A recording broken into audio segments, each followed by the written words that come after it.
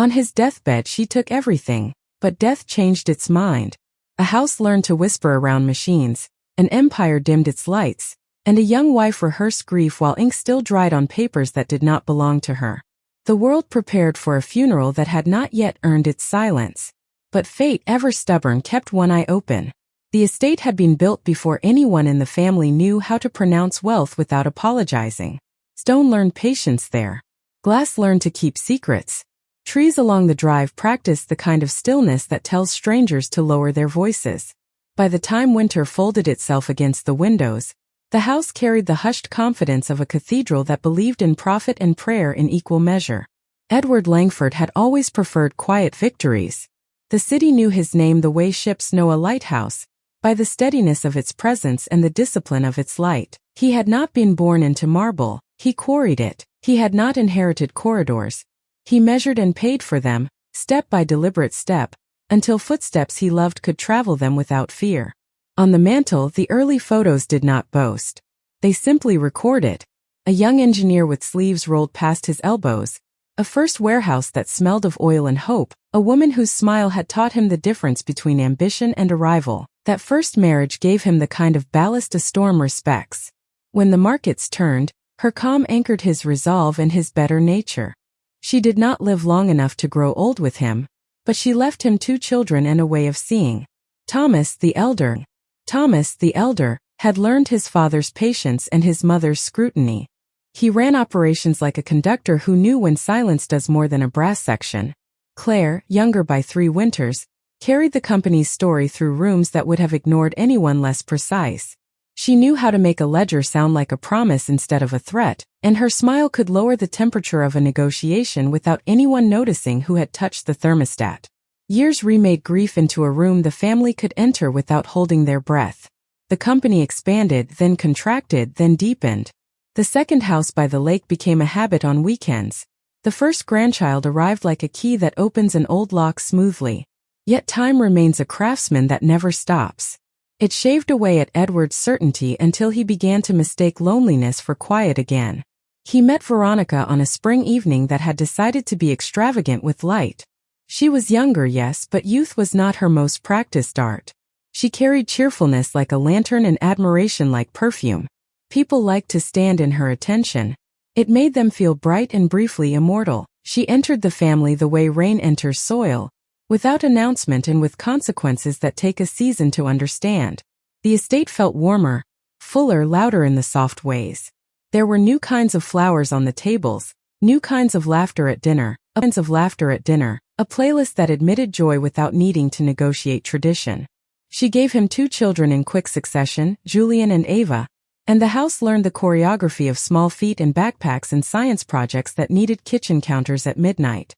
Edward's hair whitened, his work desk simplified, and the lake house became a place where he taught skipping stones to hands that had not yet learned why patience matters. The company did not notice a decline. It noticed a delegation. Thomas took the early meetings and the late ones. Claire flew farther and came back thinner in the way travel thins a person's margins rather than their waist.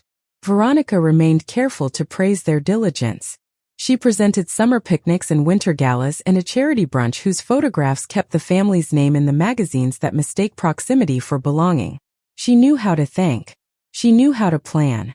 She knew how to make an empire feel like a lifestyle. Then the season turned.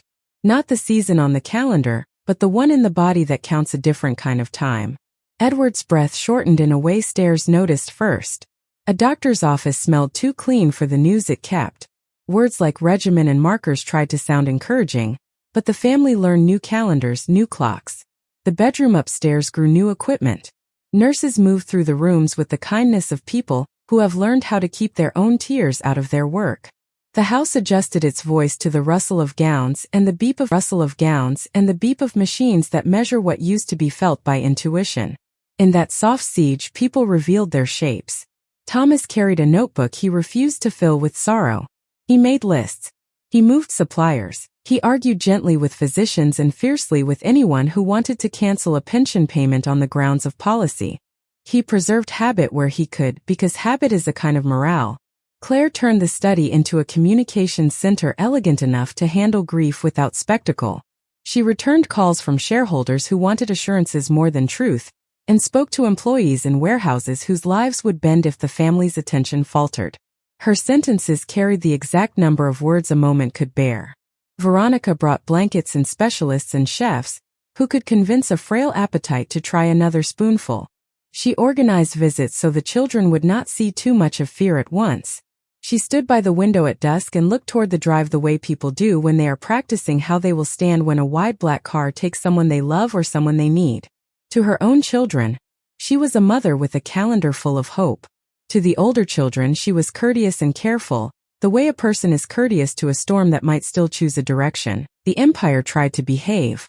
Trucks departed when mornings asked them to. Orders printed. Accounts balanced.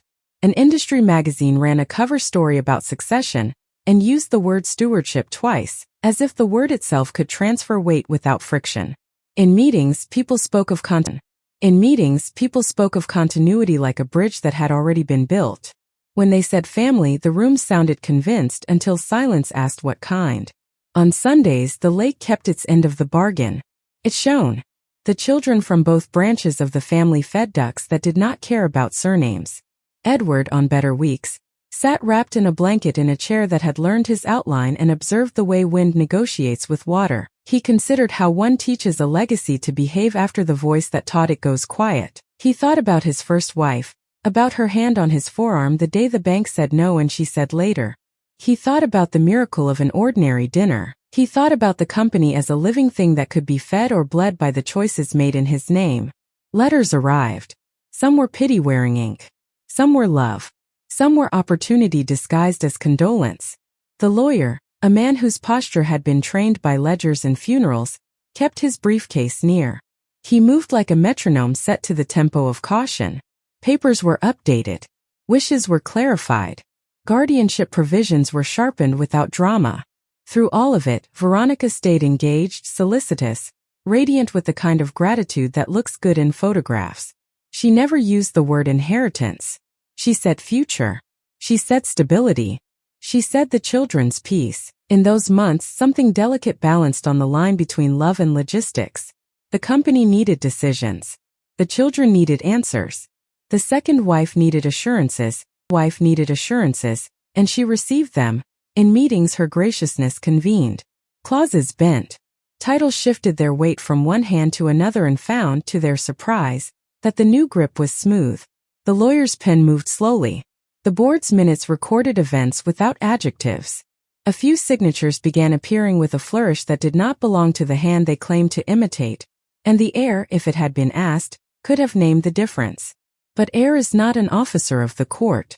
Still, in the long afternoons when light softened into the color of forgiveness, the family remembered how to be human. Thomas read to his father from reports careful enough to avoid adrenaline but honest enough to honor the work.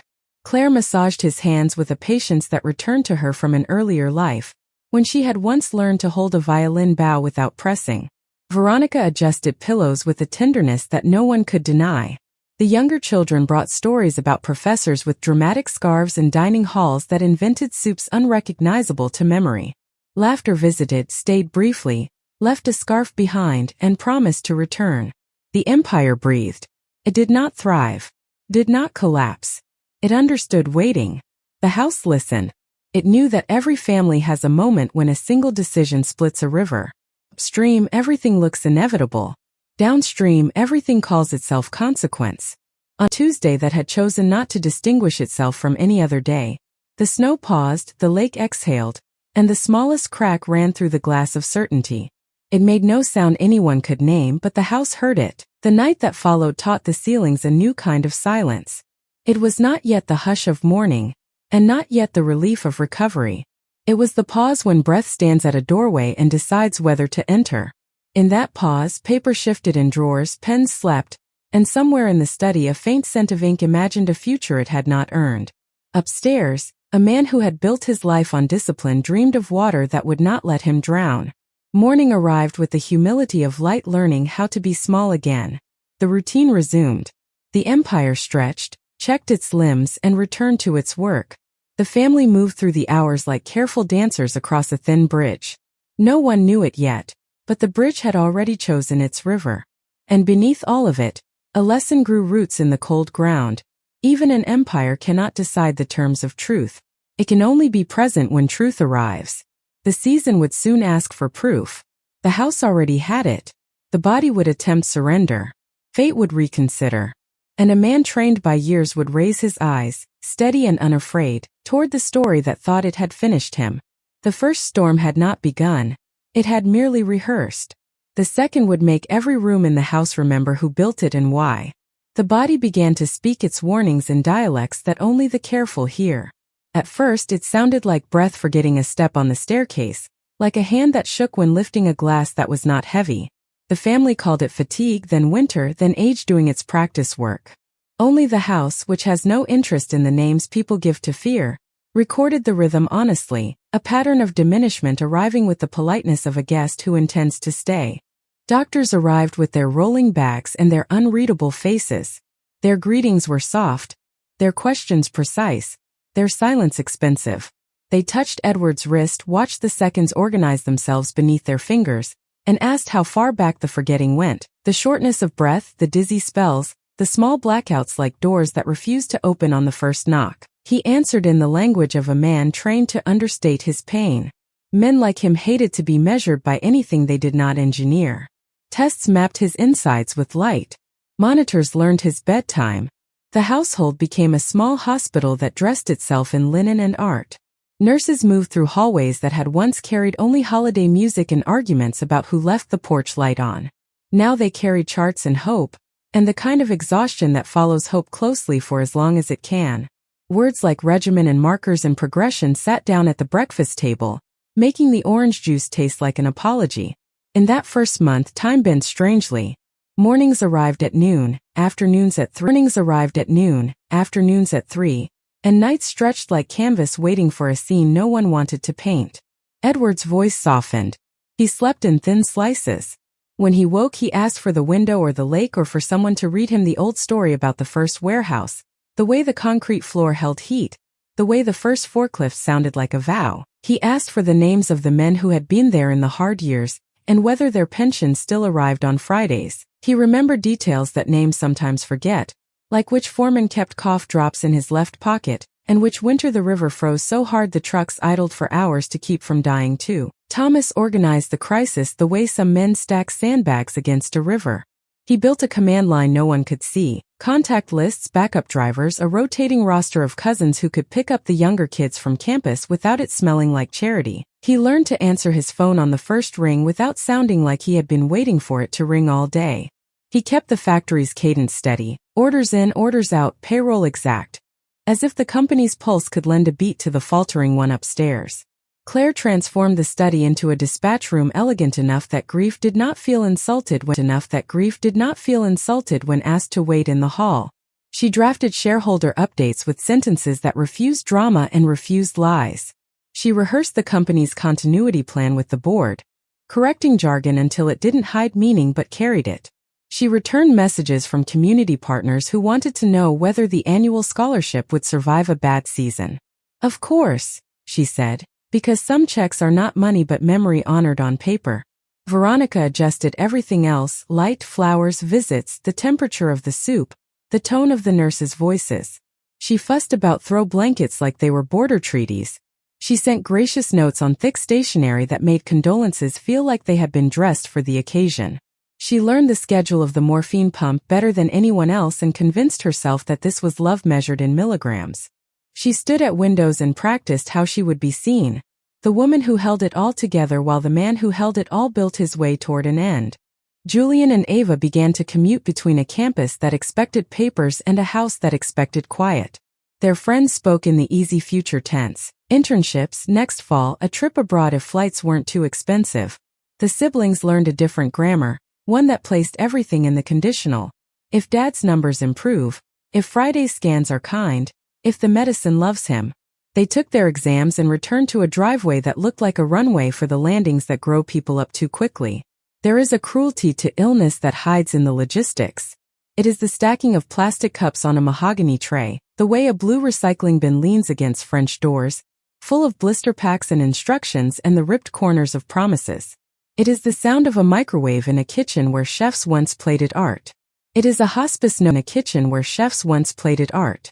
It is a hospice notebook lying open on a Steinway as if music and contingency had somehow met and agreed to share space. The house adjusted with dignity. It dimmed the lights on the landing. It learned the squeak of a wheelchair's left caster. It learned to count the seconds between beeps without judging them. People say crisis reveals character. Sometimes it reveals choreography. Veronica moved with the accuracy of someone who had practiced being praised. She thanked the nurses in public and corrected them in private. She told the children how strong they were in voices that wanted to borrow their strength. She developed a friendship with a notary public who never seemed to mind working after hours if the papers were thick and the pens wrote beautifully. She held family meetings that began in kindness and ended in calendars, and in those calendars, the phrase "for the good of the children" appeared so often it began to sound like a credential. It started small. A signature on a minor account to make paying the vendors less complicated, a power of attorney for hospital forms only, an estate planning session, just to confirm what we all already know. The lawyer, Benton, square-shouldered, linen-starched even in summer, kept his jaw set and his sentences slow. He had served the family since a version of Thomas had learned multiplication tables on the other side of the desk. He believed in paper for the simple reason that memory fails in paper when honest does not. He watched Veronica watch him, and wondered which part of him she was measuring. The company required signatures too. Insurance renewals and covenants that demanded initials. Claire brought a stack to the house and sat on the edge of the bed and read each one aloud in small portions, as if she were feeding a tired man a delicate soup. Edward listened, signed where he understood, paused where he didn't. Sometimes his eyes closed before the pen rose back to the paper. When he slept, Claire gathered the documents and placed them neatly in a leather folder stamped with his initials and a faith in order. Winter kept going. The lake put on armor. The sky practiced gray. Even sunrises felt like they were taking care not to wake anyone. In such seasons, loneliness does a strange thing. It does not empty a room. It crowds it. Faces lined the edges of the day. Doctors, nurses, children, associates. A priest who had learned to translate between fear and faith. They all gave what they had. They all knew it was both too much and not enough. On an afternoon when the wind had the sound of a zipper being pulled up on a city-sized coat, Veronica staged a different kind of meeting. Not the kind where love has soup with endurance, but the kind where ink courts power. The notary arrived with a leather case and a smile that had gotten used to being in rooms where people who didn't know her pretended to. In the study, between a photograph of the first forklift and a painting of the second lake house, they arranged papers so thick they made sounds when you lifted them, like clothing laid out for a trip no one wanted to take. An update, Veronica said to Benton. Nothing alarming. Edward wanted to ensure continuity. She said Edward's name with the practiced intimacy of a vow spoken in front of a mirror. Benton's eyes did what old lawyers' eyes do. They inspected the edges, not the center. He saw dates clustered a little too closely, pages that followed one another as if they had been born on the same day, clauses that leaned toward the same future. He asked questions like a man adjusting a picture frame, small intent more telling than they look. Veronica's answers were warm. We're only simplifying, she said. Everything remains for the children. She let the plural do the work of the details. The older children were absent that afternoon. Thomas was in a plant north of the city, smoothing a union suspicion with facts and a lunch no one could accuse him of expensing beyond reason. Claire was on a plane returning from the kind of investor lunch where gluten-free power brokers discuss stewardship and mean returns. The timing, like most things that intend mischief but wish to hide their arrogance, called itself convenient. Paper has mannerisms, so do pens. A forgery rarely fails in its flourish. It fails in its boredom. The loops try too hard. The T's mind their manners in the wrong century. Veronica had hired well. The hand that imitated Edward's had studied more than photographs. It had studied the fatigue that comes at the end of a signature, the drift of lines when morphine is kind and cruel in equal measure. The notary witnessed without blinking. The stamp kissed the page with a small thud. If you had listened closely, you would have heard the house catch its breath.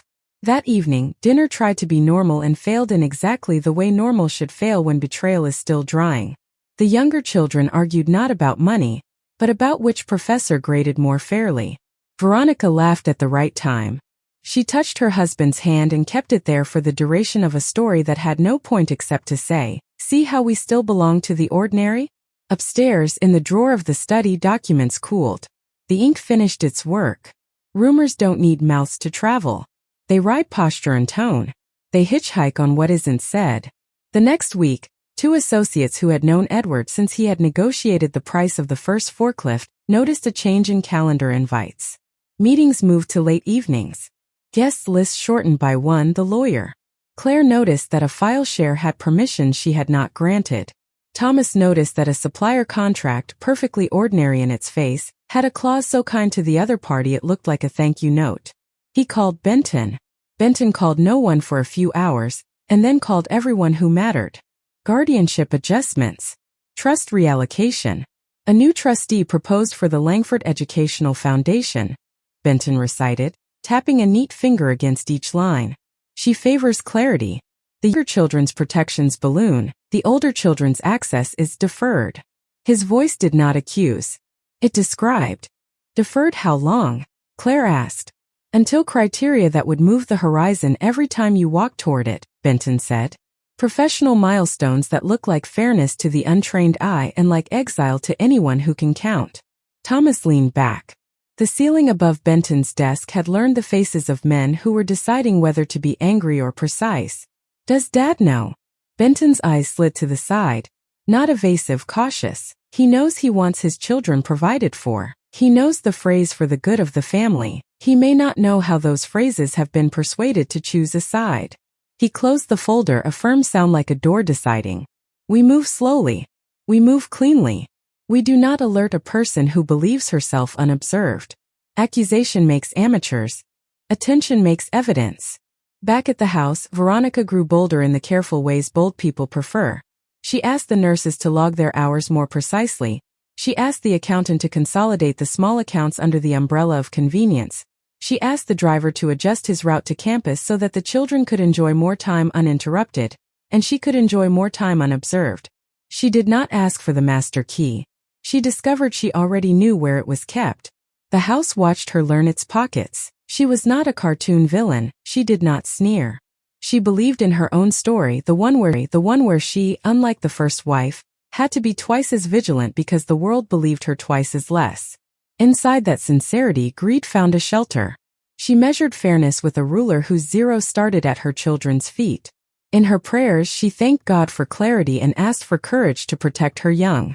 In her text to the notary, she thanked him with a smile she did not ration. Julian and Ava did not know paper had begun to list the house in a new direction. They knew only that their mother asked them to focus on finals because worrying helps no one. They kissed their father's forehead, and he woke long enough to ask if the professor with the dramatic scarf still insisted that all good stories ended where they began. Ava said yes and frowned at the way the word good felt cheap that night. Julian told a joke that wasn't very funny and later wrote it down in a notebook because sometimes you save the unfunny things too. They are part of the record of who you were when you were trying your best. In the plant, Thomas met with men whose palms could still read the year by the heat of a machine. He told them the family would not sell to the kind of buyer that understands spreadsheets and not seasons. He meant it. He did not know the paper in the drawer had begun to imagine a sale which called itself a partnership and a partnership that called itself a favor and a favor that called itself destiny. Claire had lunch with a journalist who loved the word legacy and tried to treat it like a pet that would come when called. She parried questions with the practiced grace of a fencer who has learned that the best way to win is to make the opponent forget the rules. She talked about training programs, about women in supply chain leadership, about the Family Foundation's new scholarships for children of line workers. She told the truth because the truth was good enough. Under the table, her phone buzzed with a message from Benton, call when alone. When she did, he told her about a draft she hadn't seen, one that proposed a guardianship committee for her younger siblings consisting of Veronica and a financial advisor the family had met precisely once. The draft used words like interim and temporary the way Rain uses the word brief when it intends to settle in for the weekend. Not filed. Not final, Benton said. But real enough to warrant eyes. Not Dad's eyes, Claire said. She thought of the way he grimaced when the light hit him wrong. She thought of the dignity he protected like a heritage. Not yet, Benton agreed. That night, a storm came in from the west with the kind of confidence storms earn after crossing a lake. The power flickered and returned as if embarrassed by its lapse. Nurses checked batteries and backup plans. In the study, a vase tipped and did not break. Veronica walked to the window and watched the pines perform obedience.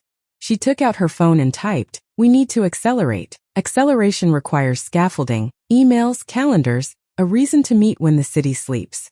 She organized a family council for Sunday afternoon. The invitation dressed itself in love and practicality. Given Dad's condition, we must formalize what he would want. The older children accepted because they had decided early that refusal teaches lies to walk taller. The younger children accepted because their mother asked and because they wanted more than anything to believe that formalizing love was a possible thing. Sunday put out its best light.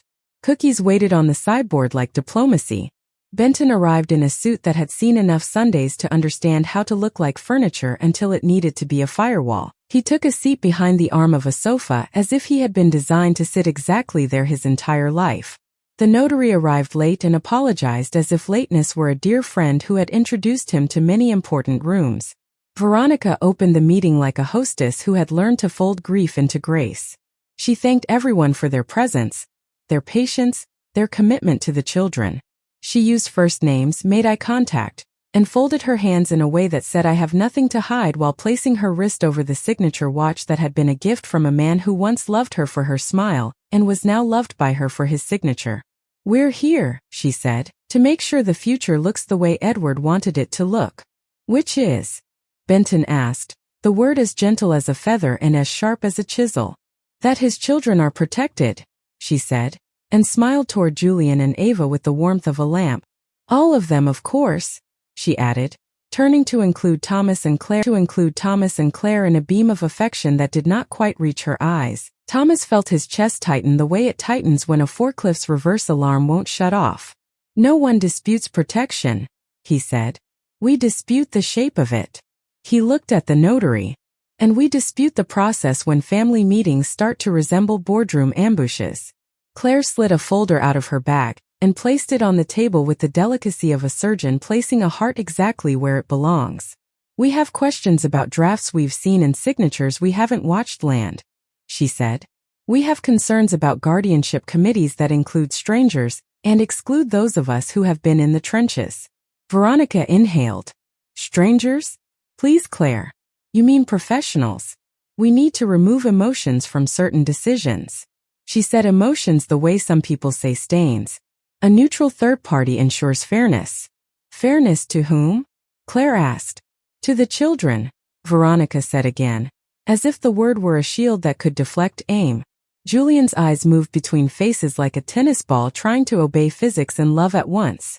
Ava looked at her mother with the earnest terror of someone who has never expected adult love to be anything but a room in which no one raises their voice. "What does it mean?" she whispered, "not small exactly, just honest."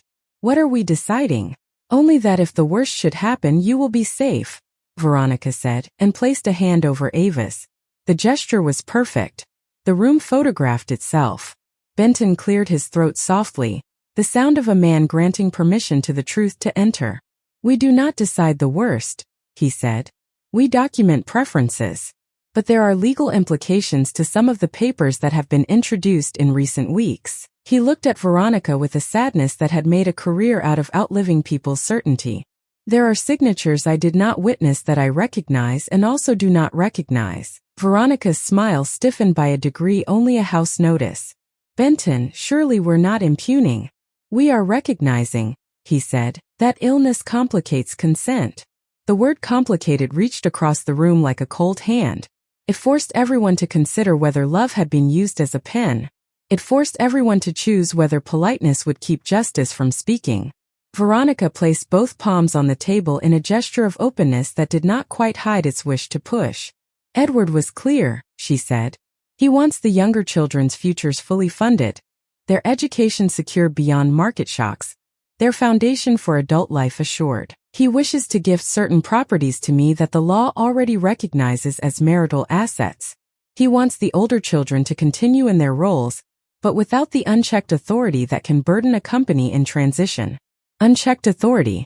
The phrase landed like a slander written in invisible ink across a history that had been nothing but checks and balances and Friday paydays. Thomas smiled, a small, incredulous thing that hurt his face. Unchecked authority, he repeated, as if the words were foreign and he was learning where to place the accent. We have signed every audit. We have attended every negotiation you declined to. His voice never rose, it grew heavy. What we will not do is rubber stamp a concentration of control that pretends to be maternal instinct. Benton placed a paper on the table between them. It was a photocopy of a signature half familiar, half performed. This is what concerns us, he said. This and its siblings. He did not say the word forgery. He did not need to. The room learned the outline of it the way a person learns the shape of a bruise under a sleeve. Veronica's face arranged itself into shock, then offense, then injury. How dare you, she said quietly. The quiet was more dangerous than a shout. After all I have done. After all I have given up. You think I would? She left the sentence unclothed and allowed the room to imagine the dress. Ava's breath sounded like a thread pulled too hard through fabric. Mom, she said, the word unsteady on its legs. Did you do something wrong? Veronica turned like a planet pivoting to face its entitled son. I protected you, she said. That is my one job. If they cannot understand a mother's duty, that is their failure, not mine. Julian's jaw worked. He had inherited his father's tendency to clench when thinking too fast. Protection doesn't hide, he said. Protection doesn't sign in the dark. Benton gathered the papers slowly. To keep them from leaping into accusations neither side could retract. We will let the process determine the facts, he said.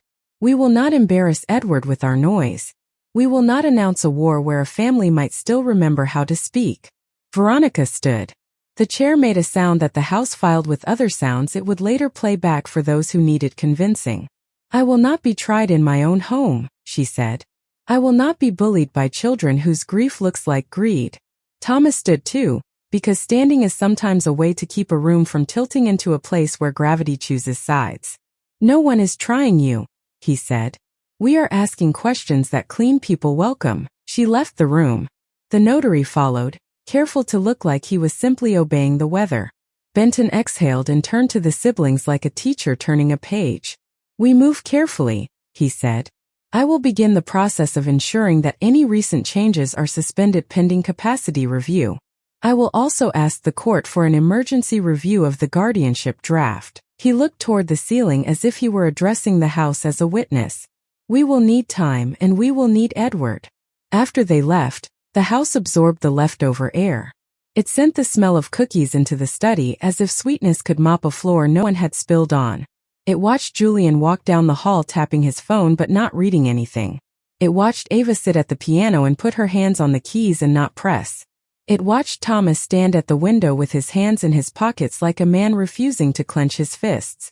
It watched Claire pick up the family photo from the mantel and straighten it, and then set it down crooked because sometimes honesty looks like that. Upstairs, Edward slept in the stubborn way sleep sometimes behaves when it believes it's doing mercy. His breath marked the room. His chest lifted like a boat on a small tide. He dreamed of the first warehouse again, and this time he could not get the door to open. He pushed and it pushed back. When he woke, he asked for water, and Benton was there to hand him the glass. Lawyers learn the timing of rooms. He had lingered. Benton, Edward said, the name a map back to himself. I'm here, Benton said, and summoned a voice he had saved since his father had died and he had been too young to be trusted with it. No business. Just water. Edward drank.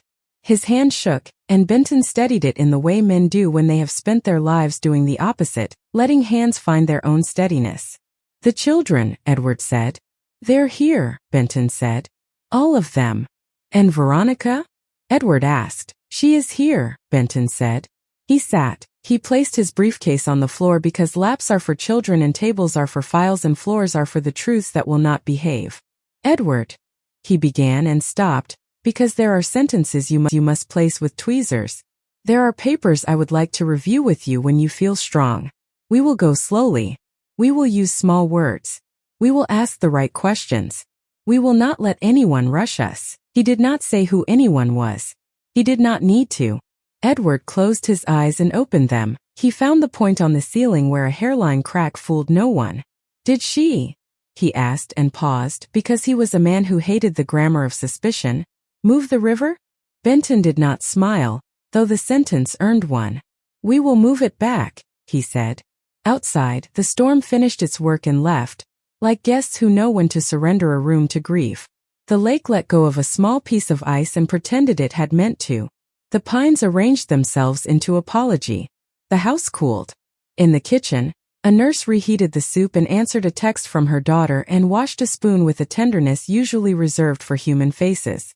Life, which must be lived even when it feels like a lie, continued.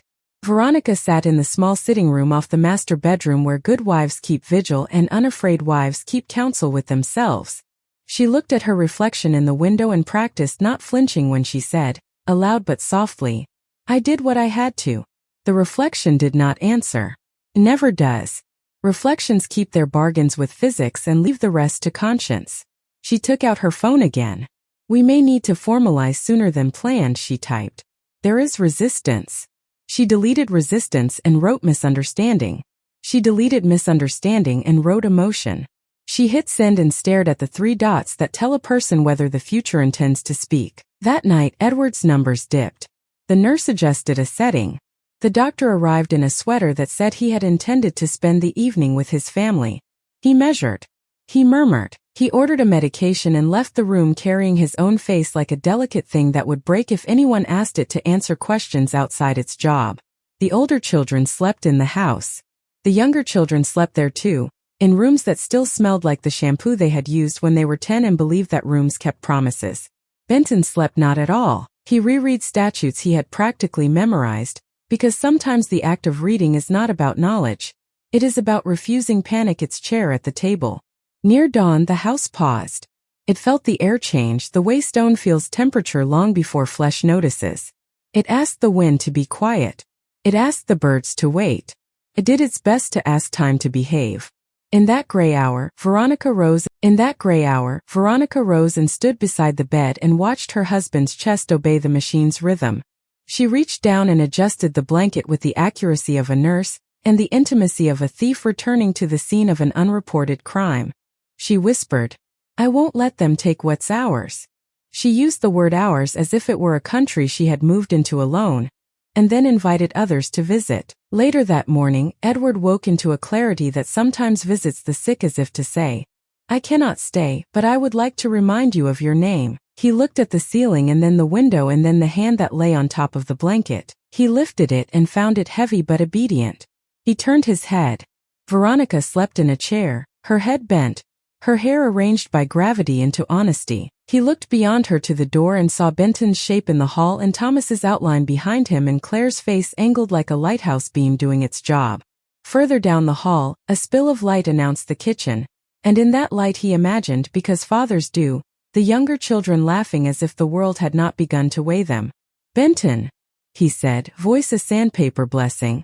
Benton stepped in. Behind him, the siblings waited in the grammar of respect. I'm here, he said. Bring me what I need to see, Edward said. And bring me my glasses, the old pair. I trust what they show me. Veronica stirred and woke and tried to turn her surprise into delight. You're awake, she said, and placed her hand on his arm as if she were confirming that she wasn't dreaming kindness. How do you feel? Like a man who owes one more day his best attention, he said.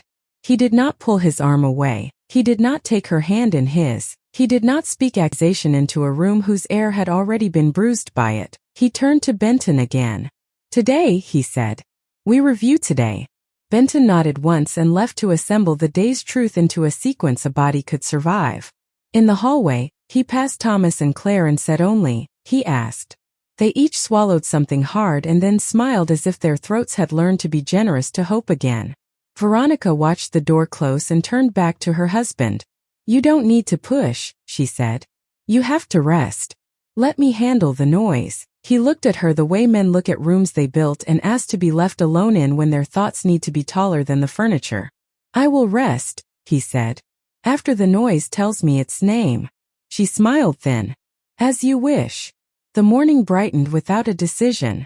The house inhaled and prepared to host a different kind of meeting, one in which a lifetime of experience would be placed, gently and without cruelty, on the table beside a stack of papers that believed their own lies.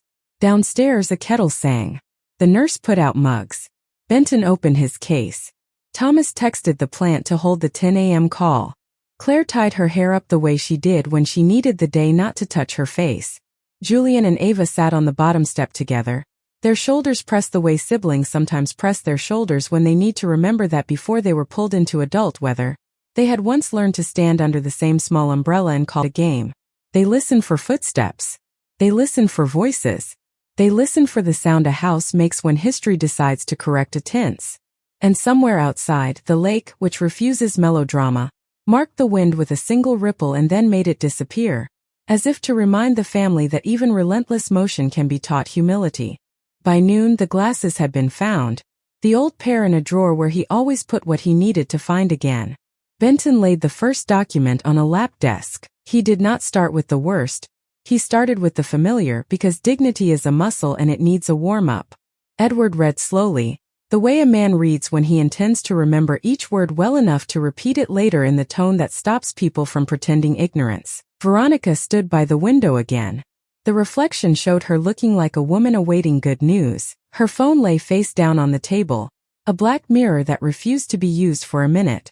She composed her features and told herself, again and again, as if she could convince the day by rehearsal, that love is a form of war and that her casualties did not count because their wounds would heal with time and gratitude. She did not know that the war she had chosen had already met the general she could not outflank, a man too tired to pretend and too experienced to be tricked.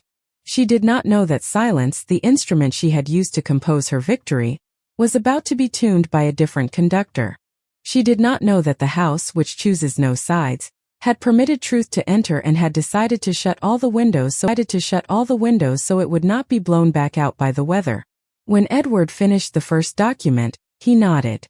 As expected, he said. Next. Benton placed the second. His eyes did not leave Edward's face. Veronica's did. She watched for flinches. She watched for the twitch that would tell her where to push. She watched the way gamblers watch a dealer's hands. She mistook attention for control. The page turned. The signature appeared.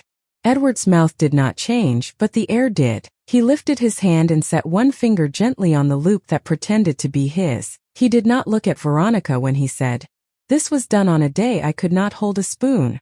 Benton nodded once, as if a stone had answered a question and saved everyone the trouble of arguing with the river. "We will proceed carefully," he said. Veronica opened her mouth to place tender, plausible sentences into the room where they might root if not challenged. But before she could, Edward lifted his hand again, light, not grand, and the sentences died in her throat. He did not have to say anything else to make the moment choose a side. Outside a cloud moved. Light entered the room with the kind of timing poets pretend belongs to them and not to physics. It landed on the papers, on the old glasses, on the face of a man who had spent a lifetime arranging light for other people. It touched the corner of a photograph on the mantel, and made the first wife's smile visible to a room that had not planned to remember it that day. The children felt their backs straighten without thinking. Benton felt his pen become a sword he could carry without swagger. The day had declared itself. It would not be a day of weeping or of shouting. It would be a day of definition. Breath by breath, line by line, truth by truth, it would turn sickness into a stage where silence could be made to speak and forged ink could be made to admit its lineage. And if there were to be mercy, it would arrive later, not as a discount for crimes, but as a lesson assigned after the great had been recorded. By late afternoon, the kettle had boiled twice more. The nurse had cried once in the laundry room and returned with a face fit for work. Julian had sent a text to a friend he would not answer. Ava had written a sentence in her notebook, and then crossed it out because it sounded like a line from a play. Thomas had called the plant and said, "Tomorrow morning we will be late. The truth has a meeting." Claire had taken off her shoes to stop her heels from clicking, because the sound made the room feel performative, and this was not performance. This was the slow reassembly of a life around a spine that refused to bend toward convenience. As the light lowered, the house prepared for evening. It knows how to do this even when families have forgotten. It dims, it tightens, it listens. It keeps an ear turned toward the room where the family has gathered and another toward the kitchen where soups remember how to be useful. It waits for the line, the sentence at the end of a hard day that makes the next day possible. It was Edward who spoke it. He set the last paper down and closed his eyes, then opened them and found the faces he had made. "Tomorrow," he said, "we begin again. And we will begin in my voice." Veronica stared at him as if he had pronounced a word she had not known he remembered. She considered whether tears would serve her here, or fury or retreat. She tried on each in the mirror of her mind and saw them fail. The only expression left to her was honesty, which she had not worn in a while and found, to her surprise, still fit. "Edward," she said softly, "I did what I thought was right." He looked at her, and for a moment his face wore not judgment but grief, the kind a teacher feels when a student he once believed in turns in work that is beautiful and false. "What you thought was right for yours," he said, "not for ours." The distinction split the room into before and after. It ended the practice of sentences that don't mean what they say. It ushered in a season where experience would do what it was built for, not building empires this time, but restoring proportions. Night came. The house exhaled. The lake put its black coat on and pretended not to watch. In the rooms where children become who they will be, sleep made its offers and was accepted more out of exhaustion than trust. In the study, the lamp by the leather chair stayed on a little while longer, lighting the corner where the old glasses lay on the lap desk like a promise. Benton closed his case. He did not lock it. He knew the lock belonged to the morning. In the doorway, Thomas and Claire stood together like a pair of bookends that had learned to hold up the same story from opposite sides. Tomorrow, Thomas said. "Tomorrow," Claire agreed. Upstairs, Veronica sat alone and looked at her hands. She turned them over as if they were maps and she could find, in the lines she had been born with, the route back to a self that did not require so much defense. She did not cry. She did not sleep. She waited for morning with a courage that had gotten good at spending itself on the wrong errands. Edward slept with the steadiness of a man who had finally arranged his day in a shape he recognized. The house kept watch. It counted his breaths without fear, kept the papers where they were. It held the silence without letting it turn cruel. It prepared, as houses do, to host not just people but the changes those people invite or survive. When dawn arrived, it would bring Act 3 with it, the confrontation that had been promised since the first signature pretended to be his. But for now, the night offered its one reliable gift, a pause long enough for everyone to find, somewhere in themselves, the small, stubborn ability to continue. And the wind, which loves neither the good nor the guilty, moved through the pines and made a sound like pages turning. Morning came like a careful witness, entering the room only after it had knocked. The lake offered its pale certainty. The house, which had agreed to hold everything without choosing sides, arranged the day so that its rooms connected like clauses in a sentence that would not be hurried. Benton laid the lap desk on Edward's knees again. The old glasses were already in place, dignity sitting where pain used to insist on being seen first. "Small bites," Benton said, "not as an instruction but as a pact." "Truth does not choke me," Edward answered. "It steadies me." The first papers were easy beneficiary confirmations, a minor renewal, a long-ago memorandum that smelled like an era when optimism wore a tie.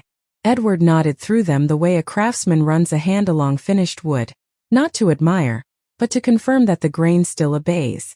Then came the draft with the courteous clause, the guardianship committee that called strangers neutral, the foundation rework that translated philanthropy into public relations. And then the page with his folded signature on a day his hand could not hold a spoon. He did not say forgery. He let silence assign the word. "Document the sequence," he said to Benton. "Not the outrage. We can spend outrage later when we can afford it." Benton's pen moved. He did not look at Veronica by the window. He did not need to. He carried the stillness of men who have attended enough trials to know that most verdicts are fashioned long before anyone sits in a witness box. Veronica left the room with a politeness that wanted to be considered consideration. In the sitting room, she pressed her palms to the cool marble mantel, as if the stone could give her back a version of herself that did not feel cornered by light. The phone lay face down on the side table, loyal to the illusion that communication could be controlled by orientation. She turned it over. 3 messages waited. Accelerate timeline. Board sympathetic if optics right. Notary advises all proper. Signatory capacity present per witness. Draft 4 finalized. Ready for filing. Need your green light. She typed and deleted and typed again. Green light felt like a word that belonged to men who entered rooms with swagger. She chose proceed. Then, as if to repair something the word had broken in her, she added, for the good of the children. In the kitchen, the nurse set down mugs with the precise clink that tells a house it is still in hands that respect it. Claire stood by the sink with her hair pulled up, her eyes choosing efficiency over fear. Benton, she asked as he entered, voice low as soup. He has seen enough to know where we stand, Benton said. We'll file for an emergency injunction. Cooling period on any asset transfers. Capacity evaluation to anchor the timeline. Quietly. No press. And the notary? Thomas asked from the doorway. Interviewed informally by a colleague this morning, Benton said. He swears he witnessed with diligence. His diligence appears to have been eyesight and the willingness to be paid in more than money. The handwriting, Claire said. Examiner standing by, Benton replied. Chain of custody will be immaculate. We won't risk the right truth losing to a wrong process. Julian and Ava entered together. Sleep creases like faint script on their faces. They looked at the adults the way people look at pilots, wanting the calm, resenting the need. What happens to Dad? Ava asked. He works, Edward answered from the threshold, surprising them. I work at the speed the day allows me. And you, his voice softened, go to class. Learn. Come back if I call. I want you to be absent from all the wrong rooms.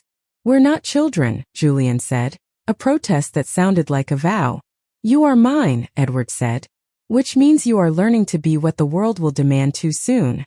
Give me your patience. Keep your innocence as long as it can bear it.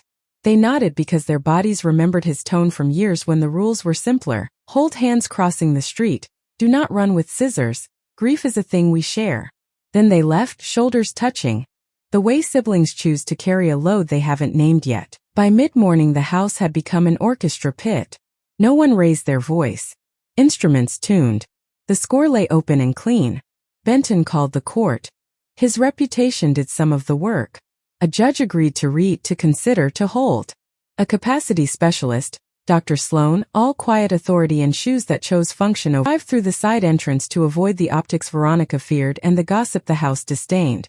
She examined without demeaning, asked without prying, and wrote without romance. Cognitive clarity adequate for complex decisions. Her report read, the formality of the phrase a hymn in that room. Impairments intermittent, correlated with medication identified. She added the line that would matter most. Records indicate marked sedation on dates X and Y inconsistent with independent execution of legal instruments. Benton exhaled like a man setting down a weight, not because it was heavy but because it demanded precision. File now, Edward said. And then call the board. I will address them. Short. Exact. No elegies. You could rest, Veronica said from the doorway. Her voice did not plead. It offered alternatives, the way a realtor shows you a room you do not need as if it had always been your dream. There's no need to make a scene. I will make an example, Edward said. Scenes are for people who need attention. I need order. The board assembled by screen, faces framed by expensive lamps and the universal decor of remote power. A few were in offices, a few in second homes built to look like first ones. One joined from an airport lounge that glowed with the prayer of those who think proximity to flight is equivalent to control. Claire hosted the call with a tone that disallowed sentiment while permitting humanity. Thomas sat just off camera like ballast. Benton appeared briefly to Stapes and then receded. Veronica's square remained black, her name white, the digital equivalent of a portrait turning its face away. Good morning, Edward began, and something old rearranged itself in their spines. Men and women who had traded urgency for volume their entire careers leaned in. You have heard rumors. You will hear more. Here is what is true. I am present. I am continuing. I have asked my counsel to freeze any and all structural changes made in the last 3 weeks pending full review. Claire and Thomas continue in their authority. Our commitments to workers, to partners, to communities remain non-negotiable. If anyone tries to trade on my decline, you will find me annoyingly alive. A few laughed. Those who didn't learn their mouths were capable of humility. Questions? He asked. A man who wore his philanthropy like cufflinks cleared his throat. Edward, we only want stability. You have it, Edward said. You will not have speed at the expense of ethics. We have done hard things slowly before. Another box lit up. And domestic matters? Domestic matters are not business unless they attempt to be, Edward said. When they attempt to be, they become ethical matters which are business. Expect an update when it is appropriate. He closed the call with the economy that made when genuine the kind of ceremony rooms remember. Claire clicked the red button. The quiet that followed felt like a blessing someone had remembered to say at the right time. Now we wait for the court, Benton said. We prepare while we wait, Edward corrected. Thomas assembled the timeline. Nurse logs, medication charts, key card entries to the study, movements of funds above and below reporting thresholds. Claire, secure the vendor files, especially any contracts negotiated for convenience that moved our leverage to the other side of the table. I want names next to them. No denunciations, just names. And me? Veronica asked, as if her inclusion in the pronoun had been hers to claim. You may rest, he said. You have worked very hard. The house, however, kept its own minutes. It knew who lingered at the door to the study when no one else was watching.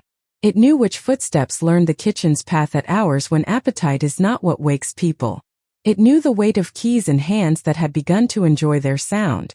It knew the subtle shift in the air when a plan tries on a room to see if it fits.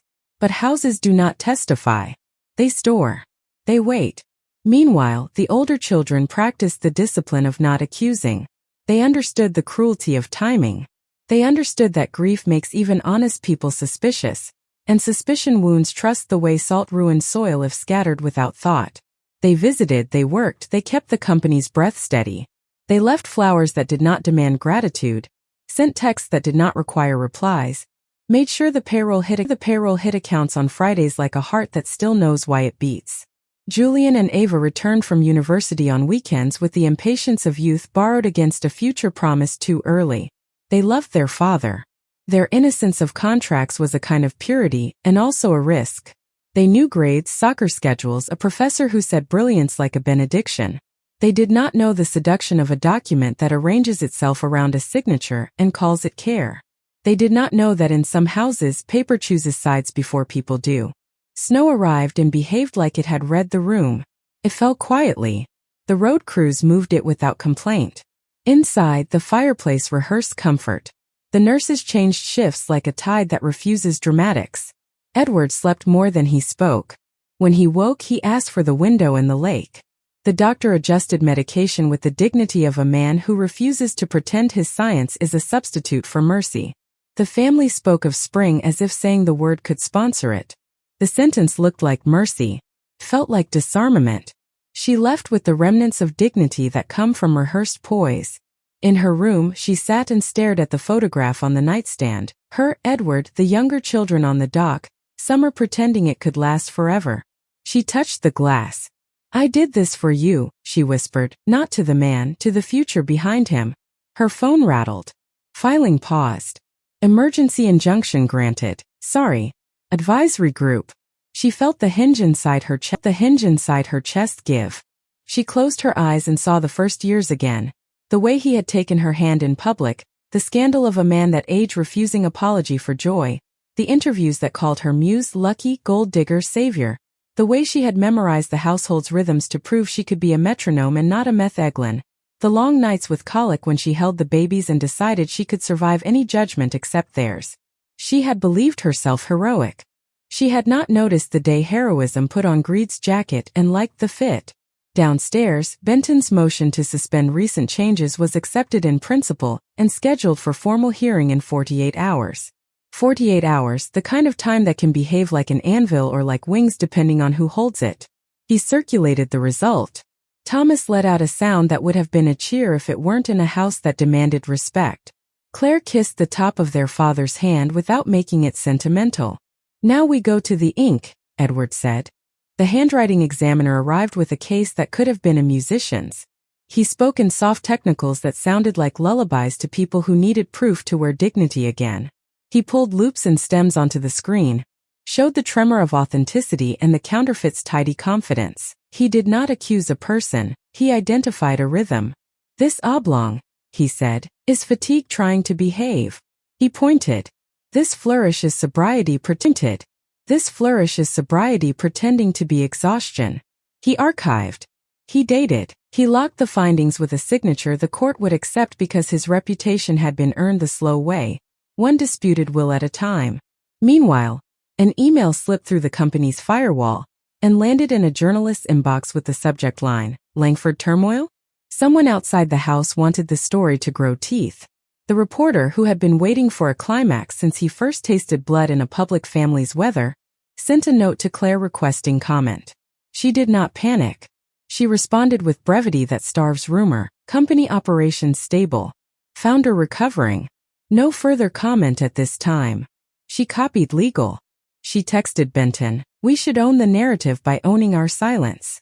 Veronica paced the sitting room, the well of the stair, the length of the upstairs hall. On her third pass she paused outside the children's doors. Ava's was open a crack. She stood in the doorway watching her daughter read. The spine of the book a small bridge between their worlds. Can I come in? She asked. Ava looked up, calculated consequences, not because she wanted to, but because the day had made a woman of a girl. Yes, she said. Veronica sat on the bed.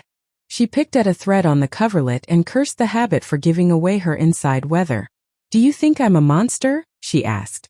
Ava looked at her mother's hands. She had always thought them elegant. She now tired. I think you're afraid, she said. For you, Veronica said. For yourself, Ava answered not cruelly, just accurately. You forgot that those aren't the same thing. Veronica's mouth trembled. Something a camera would have called humanity if it had been on. I wanted to make sure you never had to ask anyone for permission to live comfortably. I would rather ask for permission than lose the right to be trusted, Ava said. Comfort isn't a home if you have to steal the key. Veronica closed her eyes. 100 justifications knocked. She kept the door closed.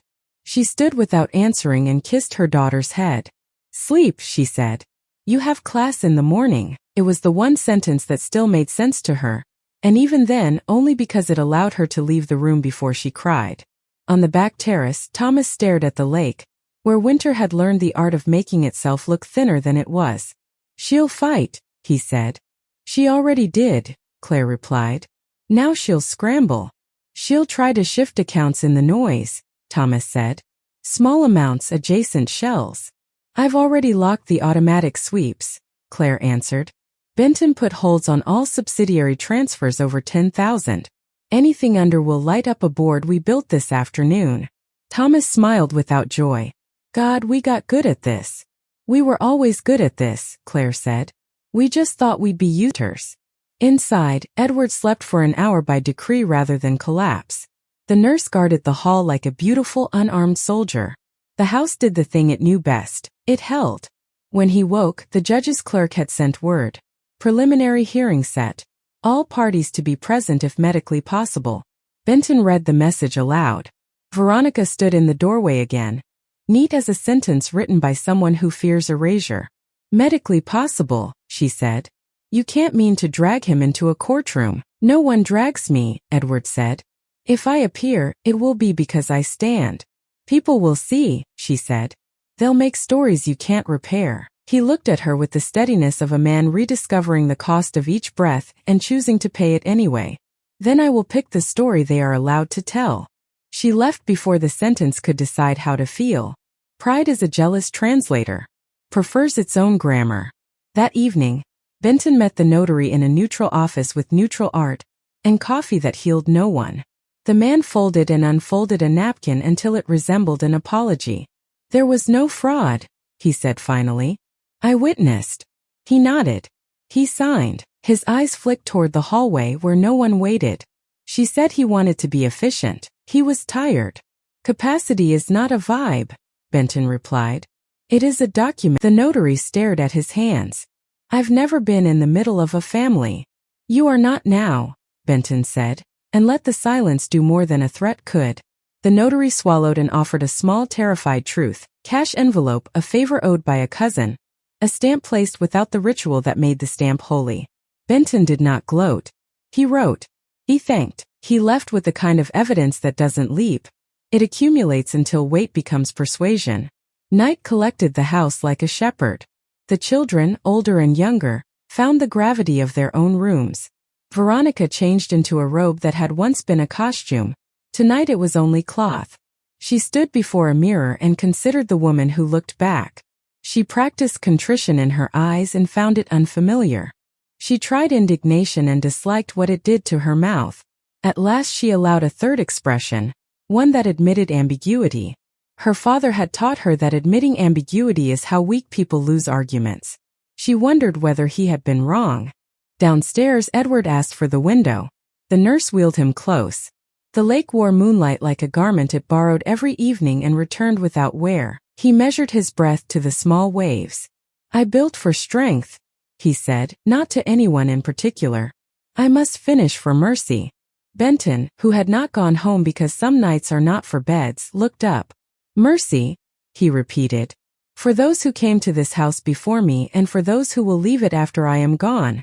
And not a discount on consequences. It is the right proportion of truth to punishment.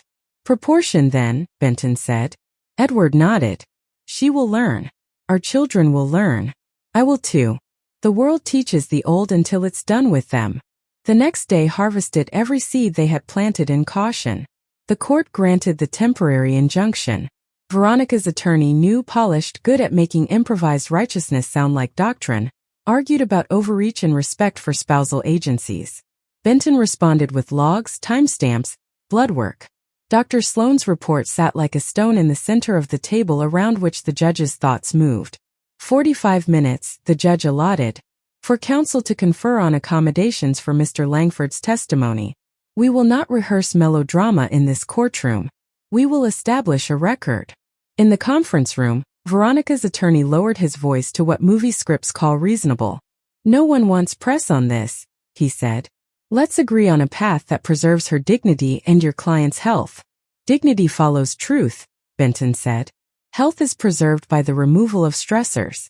The primary stressor is standing in this room pretending ink can parent a family better than a father. The man blinked, as if he had tasted a sentence he would not admit was excellent. Your client is ill, he said. Not in his judgment, Benton replied. Agreements were written, testimony taken in chambers, limited spectators, recordings sealed. Process. That boring saint performed its miracle. It made room for humanity without letting humanity wreck the room. When it was time, Edward was wheeled in wearing the old glasses and a sweater that had been new the year the company opened its second plant. He looked like a man who had been rich so long he had finally divested himself of costume. The judge asked the questions that courts ask when they want the future to forgive them. Do you know where you are? Do you understand that you are under oath? Do you recall signing the following documents, and if so, when and under what conditions? I recall some, Edward said. I recall agreeing to others. I recall wanting peace so much I allowed love to speak in my voice. He turned his head toward the window, where a strip of daylight managed to be both narrow and enough. I do not recall choosing to disinherit my eldest children's authority, to replace their stewardship with a committee that mistakes optics for ethics, or to move assets into corridors where my signature must travel blindfolded. Did you authorize your wife to manage transfers in your absence? The judge asked. I authorized her to order soup when I slept, Edward said. I authorized her to sit with me so I would not be alone. I did not authorize her to reroute a river. The judge did not smile. But the court reporter, who had trained her hands to record everyone else's eloquence without letting it move her face, felt her fingers hesitate with a kind of awe. She had heard thousands of sentences under oath. Very few she wanted to keep. Veronica watched from her chair, dressed impeccably for modesty. Her attorney had prepared her. Look concerned, not attacked. When he speaks of mercy, nod. When he speaks of betrayal, do not flinch. Remember to sip water. Asked to pause if tears threatened to be television tears. She did not cry. She did not nod. She went perfectly still. It was the most honest thing she had done in weeks. The judge apportioned the day like bread. Temporary injunction sustained. All dispositive changes suspended. A neutral co-trustee appointed pending full review. Guardianship drafts voided as premature. Capacity confirmed as time-specific, documents in question dated within periods of compromised decision-making. The court directs parties to prioritize the petitioner's peace. Peace. The word thudded into the room like a piece of furniture no one could move. It would stay where it had been placed until new orders arrived. When they returned to the estate, the house adjusted the air to a pressure that fit. The younger children came home from class early. Their backpacks thumped against the bench with the familiarity of a life that insisted on continuing. Claire set her phone on silent and put her palms on the kitchen counter, claiming territory like a general who had decided to defend only what mattered. Thomas called the plant and told them he wouldn't be in until noon. He wanted to eat breakfast with his father tomorrow and pretend, just for 10 minutes, that nothing in the world could interrupt toast. Veronica went to the terrace and faced the lake. The cold made her eyes water. She told herself it was the wind. She told herself many things. I saved us from chaos. I saved the younger ones from being second class. I saved myself from being a footnote. The lake, which never argues, did what water does to thoughts. It made them quieter the longer she looked. Behind her a door opened. She knew whose hand it was by the way it touched the handle. Claire's, decisive without violence. I'm not here to win, Claire said. I'm here to ask what you need to lose without breaking. Veronica laughed, a small brittle sound. What a generous question from a woman who just kept everything. We kept alignment, Claire said. Everything is a vulgar word. I'm not interested in it. What do I need? Veronica repeated, and found the answer she could say without lying. Time. Time is what you wanted to steal, Claire said. It's the only thing none of us can sign for. But we can schedule it. She looked out at the lake with Veronica, shoulder to shoulder like women at a sink in a kitchen in a house where the men talk about weather as if they invented it. The hearing for permanent orders is in 3 weeks. Between now and then, your lawyer will try to make this about perception. Mine will try to make it about process. Our father will try to make it about peace. Choose the one you can live inside. And you? Veronica asked. What do you choose? Claire took a breath that sounded like surrender but wasn't. I choose the version of this family that doesn't require the younger ones to hate any of us to feel loyal. She turned to go. If you want, I'll help you tell them the truth. In a way that's survivable. Veronica did not answer. She stood a little longer. When she finally came inside, she went to her children's rooms and sat with them on their floors like a woman who had learned to fold herself. She told them that she had tried to make sure they would never worry, that she had moved lines she shouldn't have moved, that love is not a permit. She did not ask forgiveness. She did not perform regret. She let silence teach where her words would only argue. Night found the house again. It always does. It brought with it an odd fatigue. Not the exhaustion of sprinting, but the ache of a long march well planned. Benton packed his briefcase and allowed himself one smile behind a closed door. The nurse called her daughter. Thomas called the plant again and said, Actually, morning's fine. Tell Gus to bring the good coffee. Claire sat at the piano and pressed one key until its tone became the room's heartbeat, and then built a chord around it that sounded like scaffolding. And when he woke, it was to the knowledge that the day had not finished him. It had made him precise. Tomorrow, he murmured, because some words are bridges. Tomorrow we begin the lesson. What lesson? The nurse asked, not because she needed to know, but because some questions help a man place his faith in a sentence. That wealth is a language, he said, and I intend to correct its grammar in my house. The wind agreed. The pines translated. The lake approved without comment. And the house tightened its seams and waited for the story to ask more of it. Morning did not arrive so much as it revealed itself, subtle gradations of gray lifting from the lake, a thin seam of gold unzipping the horizon, the sort of light that tells a house to wake its better manners. The estate complied. Floorboards remembered how to hush. The kitchen reheated a gentler version of yesterday's soup. Every room adjusted itself to a question the day would be asking. What happens to a family after truth gets measured? Edward asked for the window and the old glasses before anyone suggested them. He sat propped against pillows that had learned his weight and looked at the pines framing the water. Men who have built empires recognize scaffolding when they see it. The trees were scaffolding for light. His chest lifted and settled with the deliberateness of a man counting costs and paying anyway. When Benton entered with a sheaf of fresh printouts, Edward didn't look away from the lake. Small bites, he murmured. We'll cut them with a surgeon's hand, Benton said, setting the papers on the lap desk. They began with artifacts. Not accusations, artifacts. The building blocks from which an accusation could build itself if invited. Nurse logs showing sedation levels on days' signatures were affixed. Security timestamps proving key card entries to the study at hours when sleep was supposed to be sovereign. Bank movement reports that would have looked like noise to a less trained ear. 6 transfers just under internal alert thresholds. Routed through subsidiaries with names so ordinary they hid in plain sight.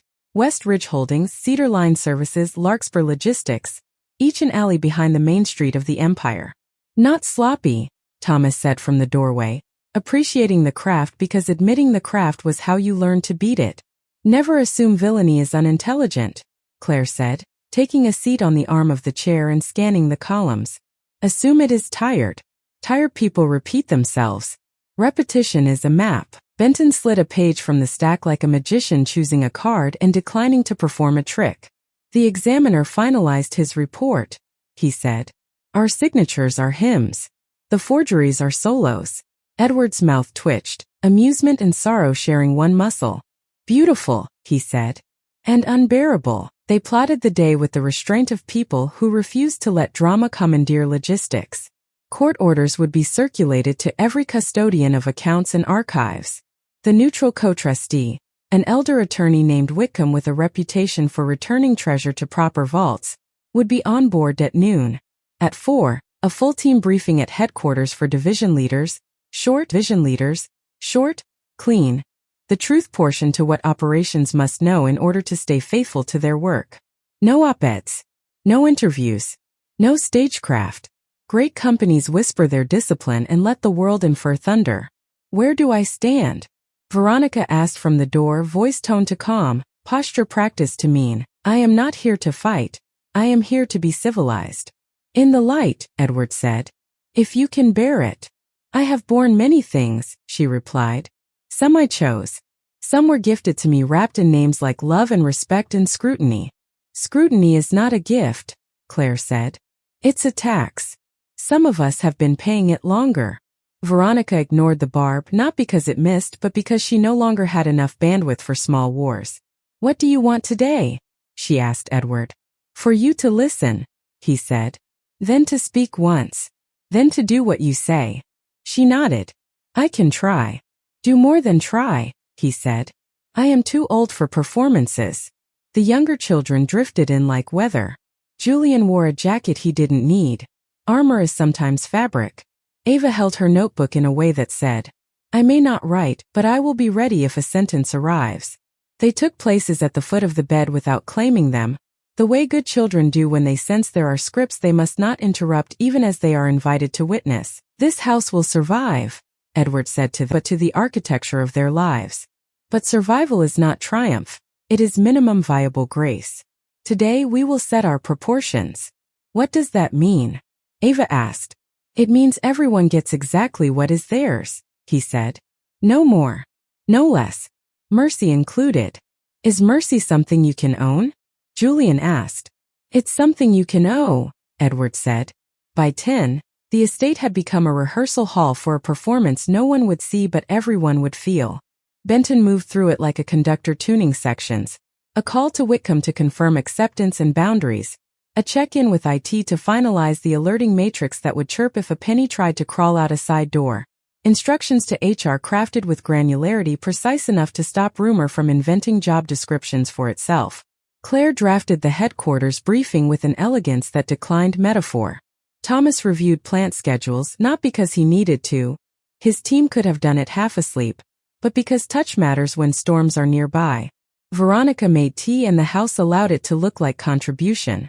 She set a cup on the bedside table and the saucer made a bright, small sound that drew Edward's attention. For a heartbeat, they were only what they had been in their gentler seasons. A woman handing a man something warm. It passed. Warmth not anchored to truth cools quickly. I'll speak to the children before the headquarters briefing, she said. All the children? He asked, letting the coin balance on its edge. She swallowed. Yes. All. The 4 of them gathered in the library after lunch. Books waited like counsel. Sun flooded the carpet in a shapely rectangle that looked like due process. Veronica stood near the fireplace and folded her hands so they could not betray her. Then she unfolded them because folded hands felt like confession. She looked at each of them in turn and saw 4 different faces, for different kinds of inheritance. 2 learned to work from scarcity and grief, 2 learned to be at home in abundance and expectation. She had tried to bridge those economies with a single tactic: control. It had failed. "I owe you the truth," she said. She took a breath as if diving once might carry her under the whole lake and let her surface elsewhere. "When your father got sick, I stopped trusting time. I stopped trusting the world to be fair. I decided I would make it fair.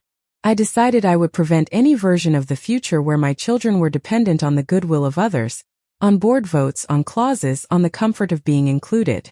I told myself I was protecting you." She looked at Julian and Ava long enough that they had to look down.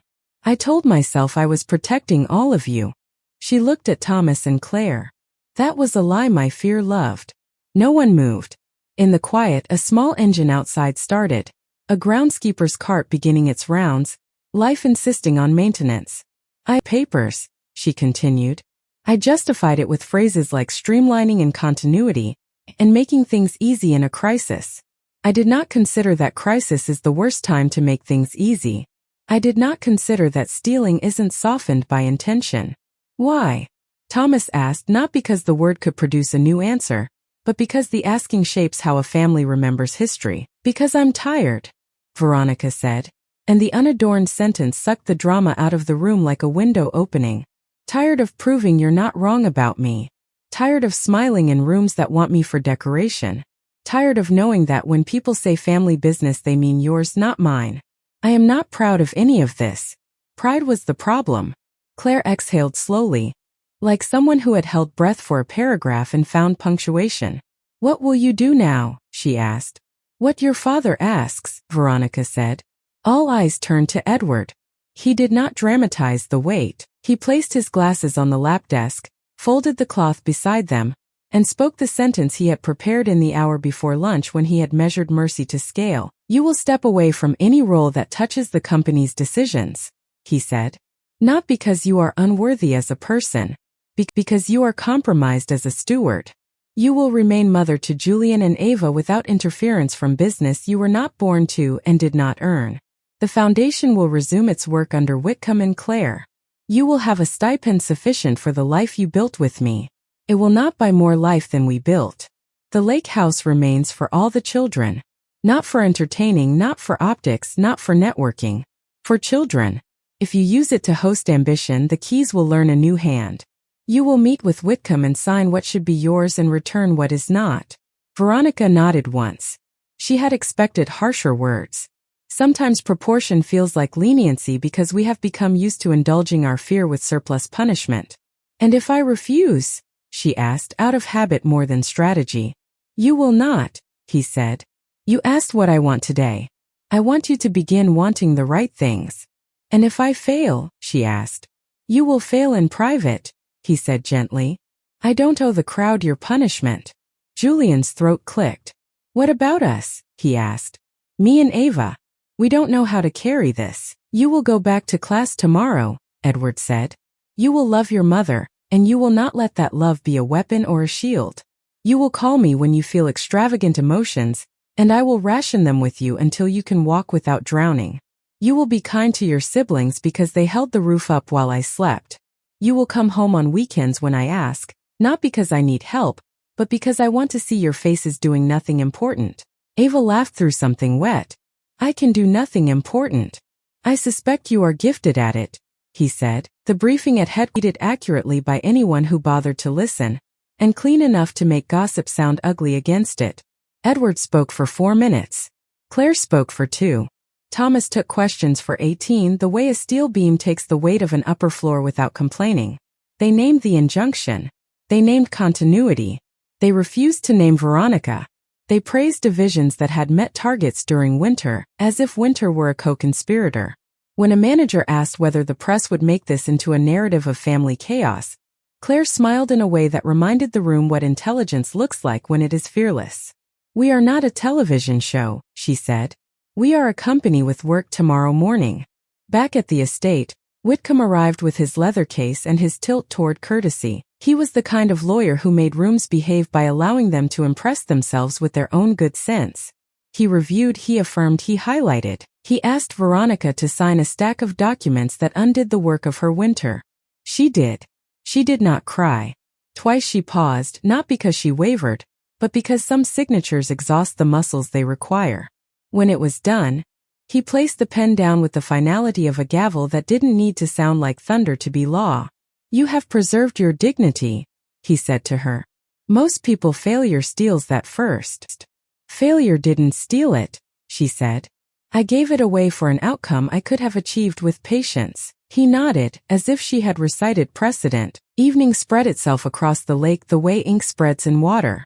The house, relieved of courtrooms and screens, returned to its original business, making room for a family to endure each other's truths.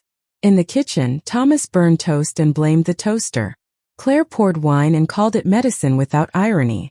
The younger children sat on the floor and argued over a puzzle, as if the border were policy and the sky negotiable. Veronica stood in the doorway and watched them, learning again a sight she had briefly forgotten: love that doesn't need to dress itself in fear to be taken seriously. Later, she knocked on Edward's door and entered when he said yes. He was alone, the nurse on a break, the lamp doing the kind of work electricity was invented for. She sat in the chair by the bed. They did not fill the first minute with sound. "When we first met," she said, "I thought you loved me because I made you feel young. Later, I realized you loved me because I made you feel like the future could be tended like a garden instead of conquered like a province. Somewhere along the way I stopped tending and started conquering." "I'm sorry." "I know," he said. "You do." "I married you," he said. "Which means I saw your weather." People think vows promise sunshine. They are actually a decision to stay inside with someone when it rains. "Will it keep raining?" she asked. "Yes," he said. "But less." She nodded and stood. "Do you want me to leave?" "I want you to learn," he said. "I will let Whitcomb be your teacher. I am done being that for you." She flinched. This was the punishment proportion requires. Not exile, not poverty, but the end of a particular intimacy. She swallowed the ache and accepted the syllabus she had assigned herself. At the door she turned back. "Your first wife," she said. "I have resented her ghost. Today I think I finally met her. She was not haunting me. She was reminding you. She never left," he said. "That is not a threat. It is a compliment." When she was gone, he looked at the old glasses on the table and laughed once, softly, at the stubbornness of survival. Benton knocked and entered with a notebook open to a short list. "We can end the day," he said. "Or we can add one more act to it." "No," Edward said. "We keep our rhythm. Tomorrow belongs to the lesson. Tonight belongs to breath." He slept. The house matched him breath for breath, the way a good instrument matches a player and not the other way around. In the night, rain came, a courteous rain, not the kind that hammers, the kind that teaches the roof to be proud of its craft. It ticked against the windows and erased some of the day's sharp edges. Before dawn, the younger children padded in socked feet to the kitchen and poured cereal with the gravity of acolytes. Thomas met them there and pretended not to see the way they hovered between kid and guardian. Claire came down with her hair braided. Veronica entered last, took a seat and drank water. No one performed. The family, in its unremarkable pose, looked most like a family. Upstairs, Edward woke into a quiet he trusted. He asked for the window and the old glasses and the lap desk, and the nurse brought them as if she had been chosen for this single act on stage. He looked at the lake. It was unpretentious about light. He looked at the door. It would soon frame the faces he had made and corrected and forgiven and loved. He looked at the stack of papers and felt nothing but steadiness. "Act 4, he said under his breath, not as a title but as a caesura. Outside, the day stepped fully into the room of the world. It had kept its appointment. The house nodded and moved its attention to the next sequence. Consequences had been named. Proportions had been set. Mercy had been measured. What remained was instruction, the kind that does not punish to humiliate, but to calibrate. The empire would learn its grammar. The children would learn their weather. Veronica would learn her scale. And the lake, refusing commentary, rehearsed a small wave, then erased it, practicing how to keep moving without making a spectacle of the motion. Dawn arrived in a suit of silver, buttoned neatly by a breeze that smelled like wet pine and paper. The house, having survived the weather of consequences, arranged its furniture as if to host a class. It would not be a lecture. It would be a practicum in proportion, a lab in which variables were made to be. Edward asked for the window, the old glasses, and new to the ritual the ledger he had once kept for himself alone, the one that recorded not money but mistakes and what they had purchased when paid for honestly. Today, he said, we begin the lesson. He did not mean humiliation. He meant choreography. Benton arrived with a stack of notices ready to be placed not just in hands but in habits, amendments to procurement protocols eliminating any discretion not documented by 2 signatures and a timestamp, a memorandum appointing Whitcomb as co-trustee with specific guardianship over any account that touched the foundation, its scholarships, its hospital wing, its clean water projects upstate, a schedule for quarterly open meetings at the community hall where line workers could ask questions of the board without worrying that questions would resemble disloyalty. These were not punishments. They were bridges with weight limits. Claire read each aloud then translated, because power must always be interpreted into the language of the lived. This means the plant cannot be undercut by a sweetheart contract that calls itself strategic, she said. This means scholarships are not a favor bestowed at galas, they are an obligation measured in semesters. This means we will let the community tell us when we have become too proud to hear ourselves. Thomas, who trusted rules more when they were earned rather than announced, ran a finger down the procurement sheet and nodded. If the river wants to bend, he said, this will insist it declares itself before it does. Veronica stood at the threshold.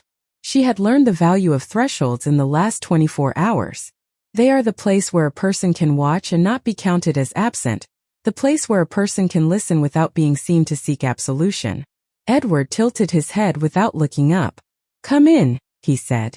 Study with us. She crossed the rug and took the far chair, the one that required her to lean forward if she wanted to be heard. It is astonishing how geography corrects intent. I can't undo what I did, she said. You can repair what you damaged, Edward replied. Repair is not erasure. It is evidence. Julian and Ava slipped in, the way weather enters through a cracked window. Their presence was not ceremonial. It was essential.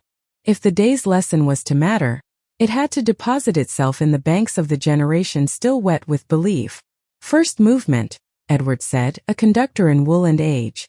The company learns to speak in the single tense of integrity. He chose a quiet battlefield, the weekly vendor review. It had been, in milder years, a tedium assigned to junior staff with excuses about exposure and growth. Today, he attended by video, a square among squares, the old glasses turning his eyes into instruments. Claire chaired. Thomas ran numbers. Procurement, legal, operations, each presented as if the slides could feel shame. Begin with Cedar Line Services, Claire said. A manager flipped to a chart that tried not to blush. Cedar's rates looked generous until the last column, where expedited fees grew like ivy hiding rot in a wall. We were told, the manager said carefully, that the relationship carried strategic benefits. Strategy does not justify secrecy, Edward said.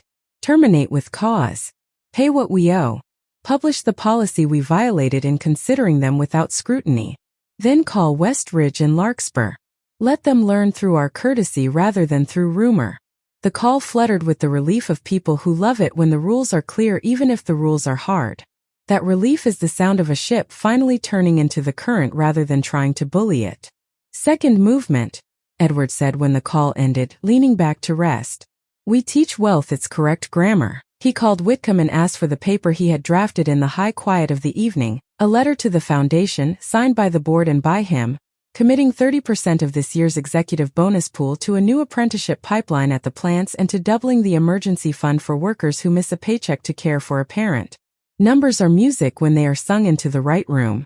Whitcomb, who had practiced this hymn before with widows and with schools, approved the pitch. It will sting in the short term, he said, and it will keep the roof on when the weather changes again. It always does, Edward replied. Veronica listened without folding her arms. Folding would have made an argument of her body.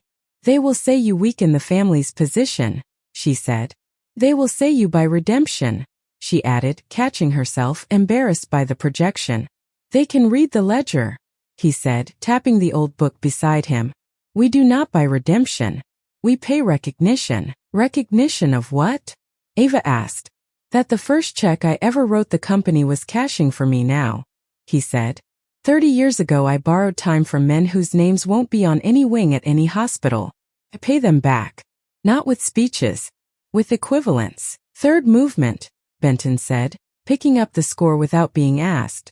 Narrative discipline. He had prepared a single page, a public statement not to be released unless circumstances forced it. It was not defensive. It was not Baroque. It said, founder recovering, governance reinforced, values consistent and operational, family private. Thanked no one. It promised only what could be kept within the space of a sentence. If silence is punctured, Benton said, this is the period. No commas. No clauses. Who leaks? Thomas asked. Those who want the room to believe they were the hero of a story that hasn't ended, Benton said. We take away the applause. He had not yet finished speaking when the phone on the sideboard buzzed with an alert from the PR team. A gossip site had posted a blind item, health, a young wife with a pen, adult heirs sharpening knives. The post had neither the decency to be accurate nor the laziness to be ignorable. Release nothing, Claire said. Release nothing, Edward echoed. But call the editor. Claire dialed. She introduced herself with the kind of calm that turns adversaries into students. You can run the story you have, she said. Or you can run a different one in 6 months. A company refused to be dramatic and survive because of it. The first gets clicks, the second gets legacy. Choose. Editors are not used to being offered dignity, he declined, as men do in the first act of their better choices. An hour later, the blind item updated with an unusually restrained correction. Representatives for the family declined to comment, citing privacy and operational continuity. Silence had pasted a small label over the appetite of the day. Fourth movement, Edward said, closing his eyes briefly. We administer the antidote to spectacle. He asked for a dinner. Not a gala. A dinner with 12 chairs and no photographers. Invitations went to a strange mix. 2 plant supervisors whose names most executives would only recognize when payroll printed, the head nurse from the home care agency who had protected the room from pity, a professor from the community college whose apprenticeship curricula had rescued more than one young life from odds, and Veronica. Not because she had earned a seat as a peer, because instruction requires the presence of the one who must learn. They set the table in the smaller dining room, the one where the chairs had learned to accommodate noise without encouraging it. The china was plain.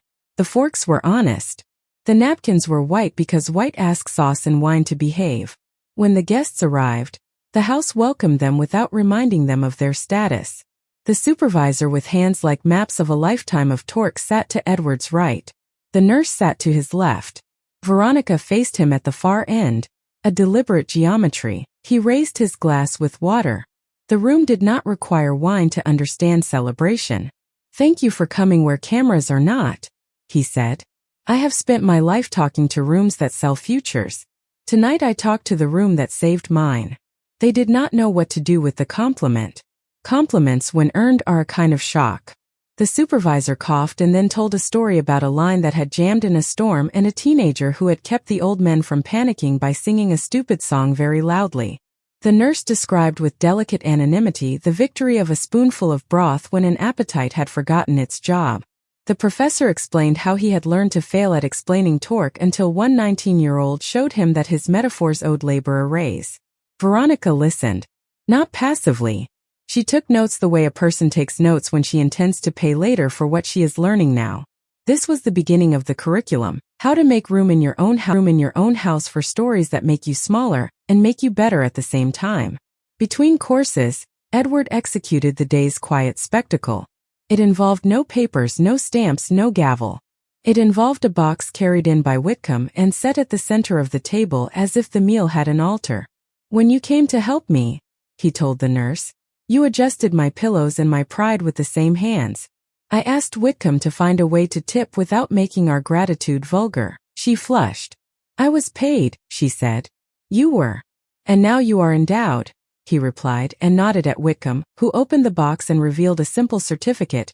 No gold leaf, no ridiculous font, naming a fund in her name, seated by the foundation, dedicated to continuing education for home care nurses in the county. When one of you wants to move from night shifts to supervision, from supervision to director, the tuition will not be the reason you do not. Please tell your colleagues we were not just kind to you, we were careful with your work. The supervisors stared as if a part of the world they had always suspected might exist had just manifested. The professor blinked and asked, "And the apprentices?" Claire slid across a folder with signed commitments for 40 new spots, with childcare stipends attached. "We do not need press for this," she said. "We need attendance." He nodded, the kind of nod that sends emails at midnight and fills classrooms with chairs borrowed from hallways. "Why do this here?" Veronica asked softly, when plates had been cleared and people had relaxed into the humble prestige that true service earns. "Why not at the plant? Or the hospital? Why in this room?" "Because wealth must learn to be watched while it behaves," Edward said. "It misbehaves best in private." He could feel the house approve. Houses prefer their owners to understand sacredness without performing piety. He looked at the supervisors and the nurse and the professor and saw in their faces a truth money forgets. Gratitude without awe. It is the only kind that doesn't curdle into dependence. After dinner, he asked everyone to step with him into the library. He wanted to show them something and he was tired of showing people things through screens. On the mantel stood the photograph of his first wife. He did not introduce her. He let her gaze be the exhibit. He pointed instead to a framed sheet of paper on the wall. Faded ink, formal, dated in a decade most of the room had known as hardship. "It is the first set of rules I wrote for myself," he said. "Not for contracts. For conduct." He read a few lightly, as if reciting a poem to people who already half knew the lines. Never take a discount on truth to secure a premium on speed. Assume the person without a title in the room knows where the leak is. Apologize before you are asked. Repair after you are forgiven. "These are not impressive," he said. "They are durable." He turned face gentler now. "My wife broke them this winter," he added, not with relish, not with public shaming, but like a surgeon indicating an area of concern on a scan. "So did I, years ago, in quieter ways no one noticed because our profits were loud. We are repairing." Veronica held his gaze. There are moments when a person chooses between resentment and education, and the face reveals the choice before the words do. "I am repairing," she said. No one clapped. The sentence didn't ask for applause. It asked for witnesses. When the guests had left, the family remained in the wake of the evening's ordinance. The air felt cleaner, as if someone had finally opened a window the house had been too polite to mention. Thomas poured tea because ritual replaces exhaustion better than sleep sometimes. Claire sat on the carpet with her back against the sofa, heels flat, posture cheap and perfect. Julian leaned in the doorway as if doors were friends. Ava sprawled like someone who had learned she can be unkempt in rooms that love her. Edward closed his eyes.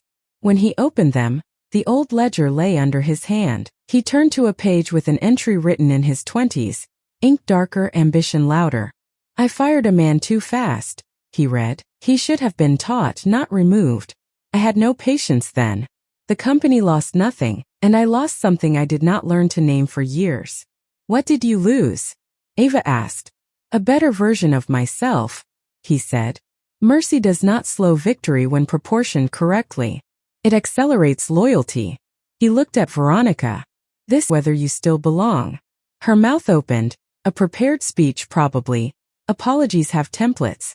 He spared her by answering first. "You do. Not where you tried to seat yourself. Not in corridors where paper gives you a voice you do not yet deserve. But at this table. In rooms where love is the curriculum." He paused and allowed the shape of the boundary to become furniture. "There will be rooms you are not invited to for a long time. You will want to call that punishment. It is safety." "For whom?" she asked, the question small and necessary. "For all of us," he said. "Including you." The day was not done. Lessons end when they are applied, not when they are spoken. He asked for one last thing before the lamp dimmed. "Bring me the draft of my letter," he said. "What letter?" Benton asked, though he knew. He always gave a sentence room to enter. The one I leave behind so the house does not forget its grammar, Edward said. He dictated in the unhurried cadence that makes the pen obey.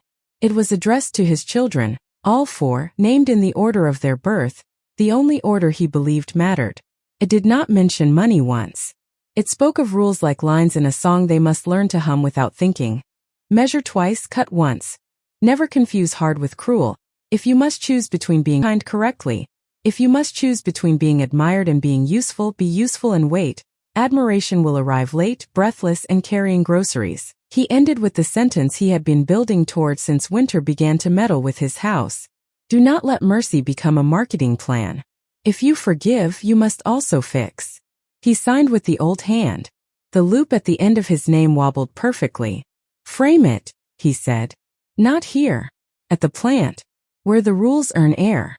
Night found them again, as night keeps finding even those who resist it. The lake put its mirror on. The house rehearsed a sound like breathing and agreed to keep making it. Edward fell asleep not to the beep of a machine, but to the memory of a forklift backing up in a warehouse that had smelled like oil and hope. Repetition is a map. The river had turned. In the small hours the wind nudged the pines. They answered by standing still, which is how certain trees say, present. In a room where a ledger lay open to a page titled Mistakes, a man's chest rose and fell with the steadiness of instruction. The lesson had begun. The rest of the world, which loves spectacle and refuses to film correction, would miss it. That was all right. The house had taken attendance.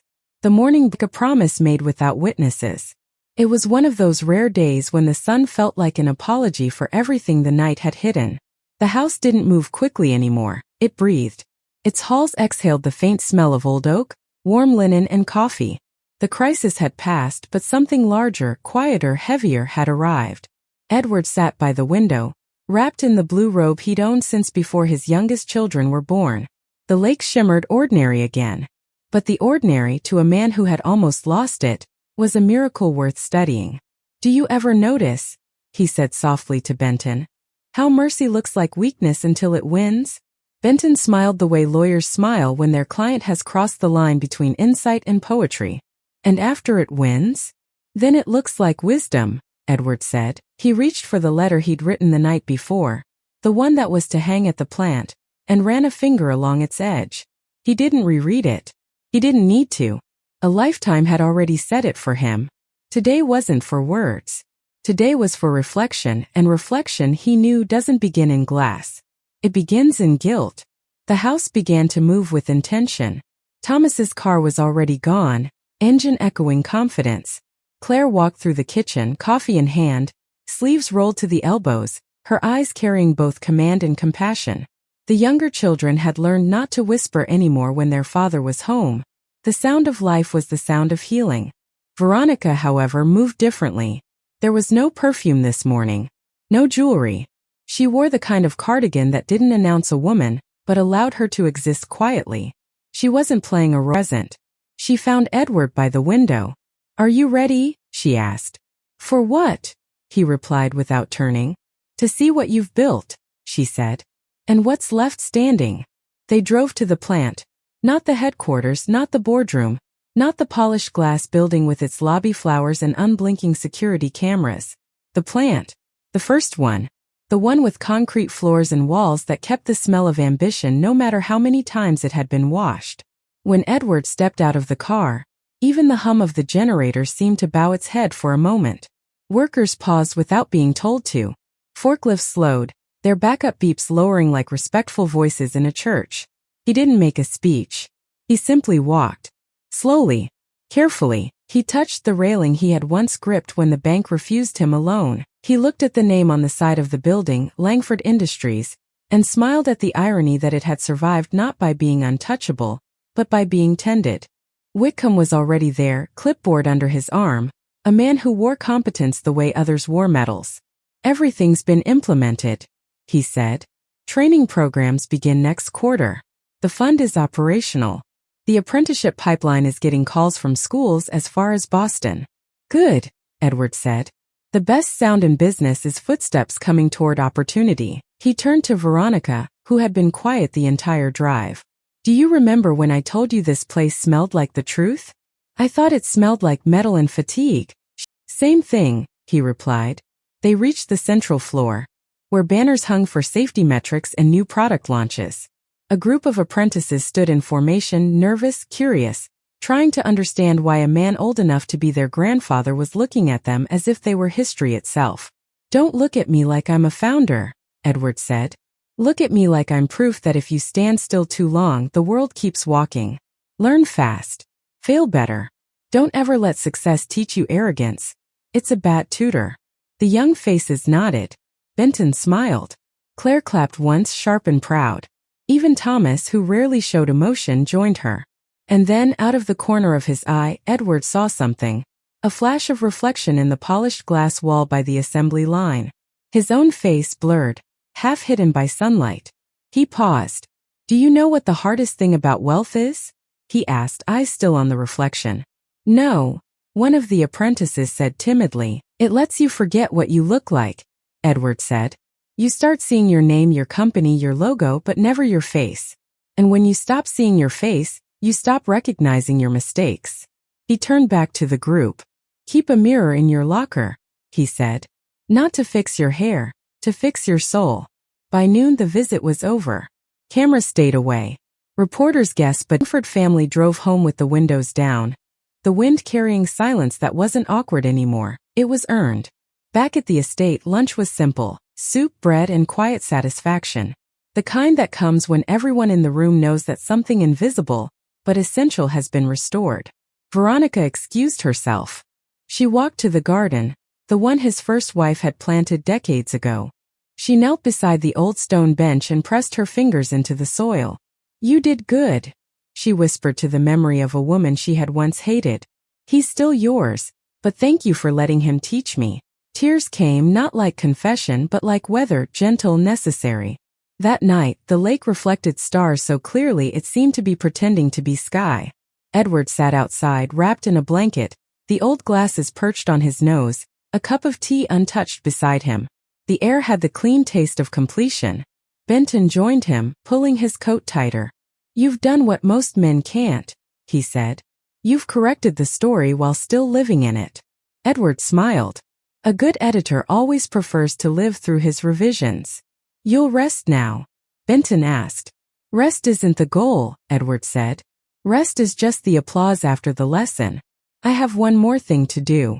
He reached into his pocket and pulled out a sealed envelope, thick, heavy, wax stamped.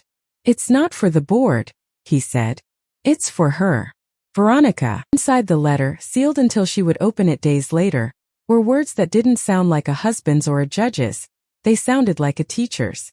You mistook my silence for weakness. But silence is where I build my storms. You thought inheritance was wealth. But wealth is only what love doesn't have to buy.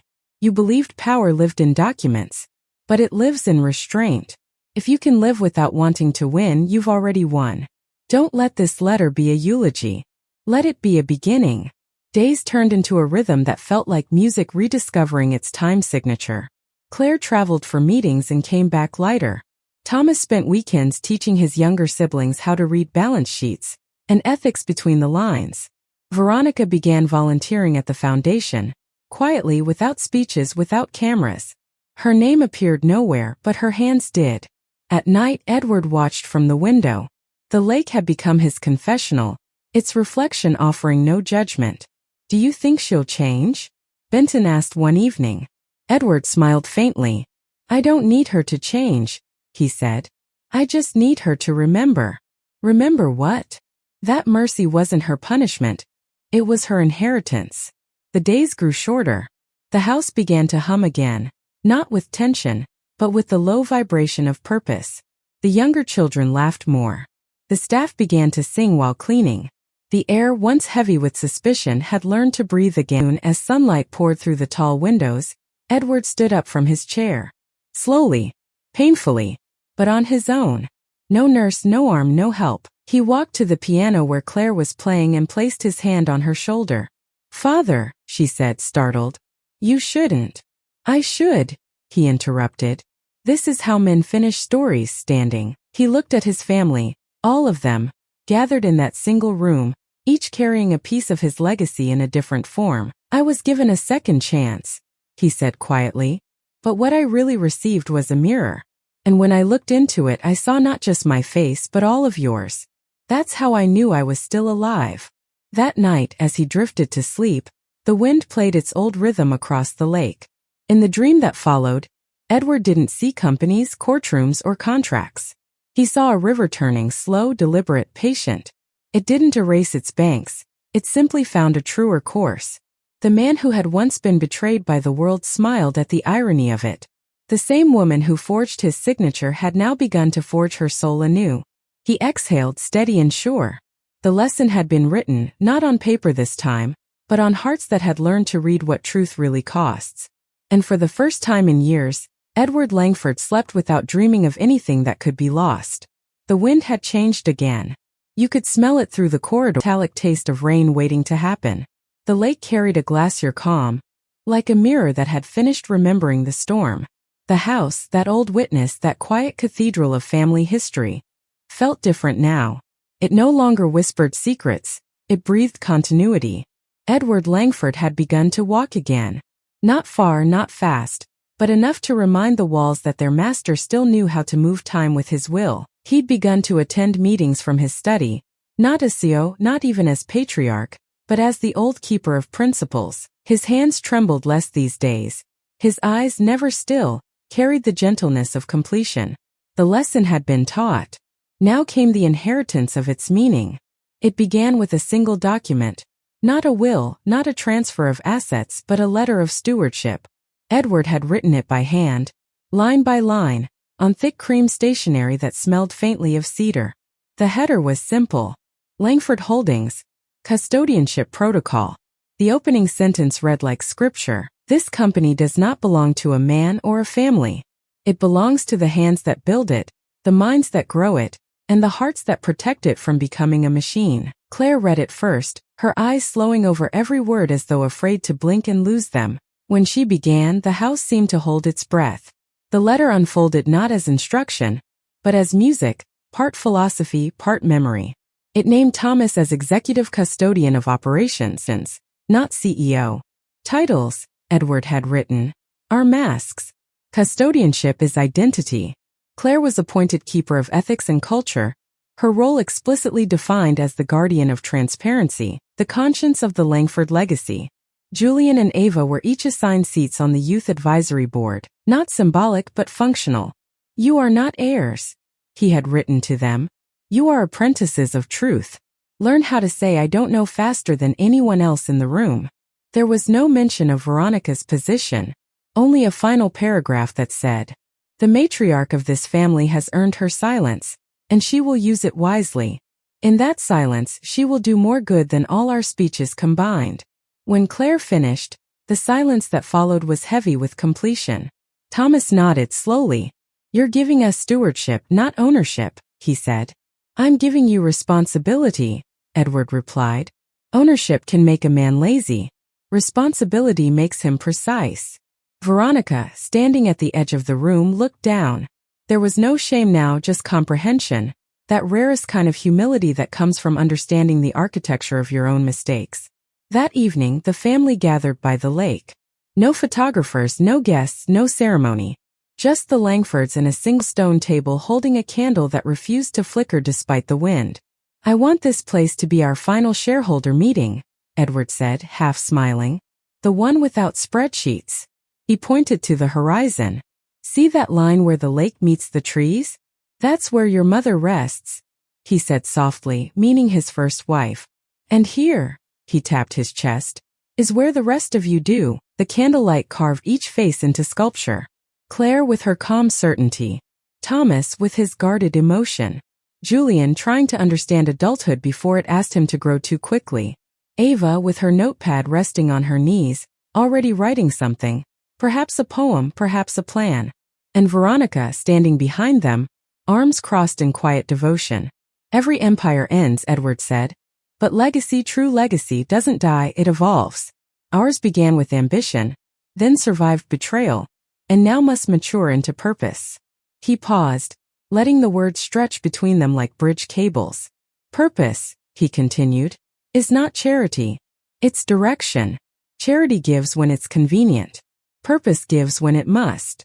Thomas nodded. And how will we know when it must? Edward smiled faintly. You'll know when you're afraid to. That's when giving matters.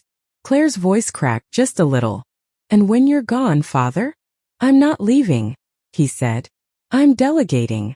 They laughed softly, not because it was funny, but because it was beautiful to imagine leadership that didn't vanish, only changed shape. On inside, Edward and Veronica remained by the water. The wind had softened. The moon's reflection rippled across the lake like an unfinished thought. You were right, she said quietly. Wealth does forget its face. Edward didn't respond. He didn't need to. I see it now, she went on. In this water. In them. You've done well, he said at last.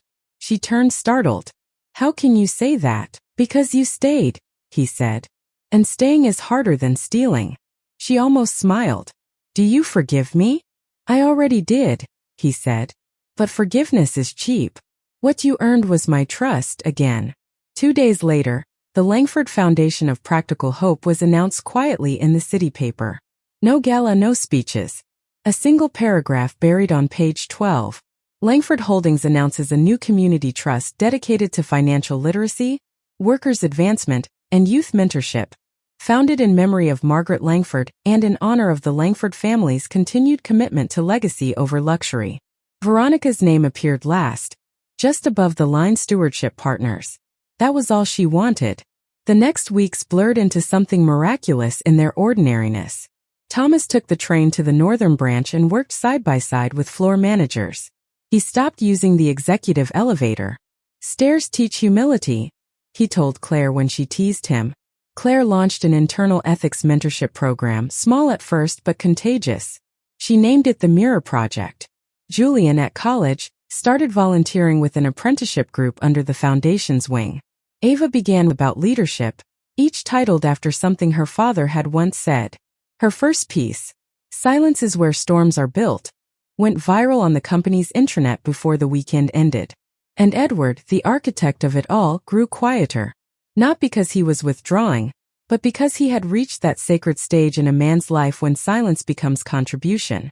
He spent his mornings by the lake reading, his afternoons walking the garden paths, touching the rough bark of the trees that had seen everything.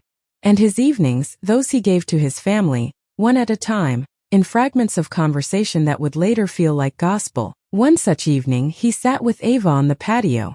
She had her notepad always. Write this one down, he said. She smiled. Another rule? A final one, he said. Maybe the last I'll get to say while sitting up straight. He looked toward the horizon, where the water turned to gold. Never confuse legacy with memory, he said. Memory is how people keep you alive. Legacy is how you keep them living. Ava wrote it down. It sounds like something you'd want on your gravestone, she said softly. He chuckled. No gravestone. Let the wind tell my story. It's less expensive, and far. Weeks later, the house hosted its first real dinner that wasn't about survival or justice. Just laughter. Real easy laughter. The kind that happens when a family no longer performs forgiveness, they live it. Veronica sat beside Claire, and they spoke not about documents or lawyers but about food, art, the quiet joy of seeing a table full of people who had learned how to stop breaking each other.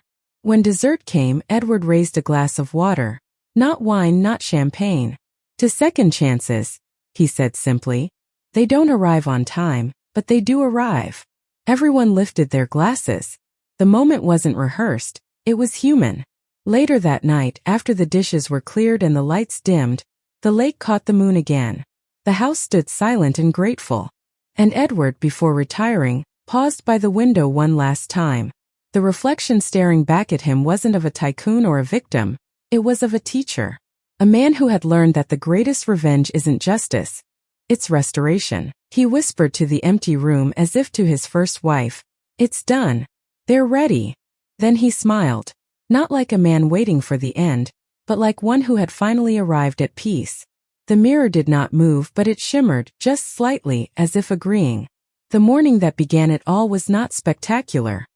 No golden sweep of sunrise breaking like applause. It came quietly, the way truth always does, through a slit in the curtain, laying a single line of light across the room where Edward Langford slept. The world outside was ordinary. The lake, faithful as ever, breathed its slow rhythm. Birds rehearsed the same melody they had sung long before wealth, betrayal, or redemption ever touched this house. But something in the air was different, charged, delicate, knowing. It was the morning when truth would finally show its face, not to accuse or punish but to redeem. Edward awoke earlier than usual. No nurse had to rouse him. He sat up with the stubborn grace of a man whose body had betrayed him but whose will still reported for duty. His robe hung loosely, his face pale, but his eyes, those sharp, restless eyes, gleamed like they had the first day he'd signed the papers for his first factory. He looked toward the chair near the window where Veronica sat, reading quietly. There was no makeup on her face, no defiance in her posture. Just patience. "You've been up long," he said. "I couldn't sleep," she answered. "The night wouldn't let me." "Maybe it wanted to talk," Edward said with a faint smile. "Nights are like that. They prefer confession to conversation." She nodded, folding her book. "Maybe it did. I thought about everything I took from you." Edward turned his head slightly, curious but not judgmental. "And I realized," she said softly, "I didn't steal your money. I stole your peace. I made you doubt your family. I made you question your own legacy." He nodded slowly. "And now," she whispered, "I'd give back all the gold in the world to return that peace." He leaned back, eyes half closed, the faintest tremor of sadness crossing his lips. "Then you already have." That afternoon, Edward asked Benton to gather everyone. The children, Veronica, Whitcomb, even the household staff. He wanted everyone in the library, the same place where his world had once come undone. The house knew this tone.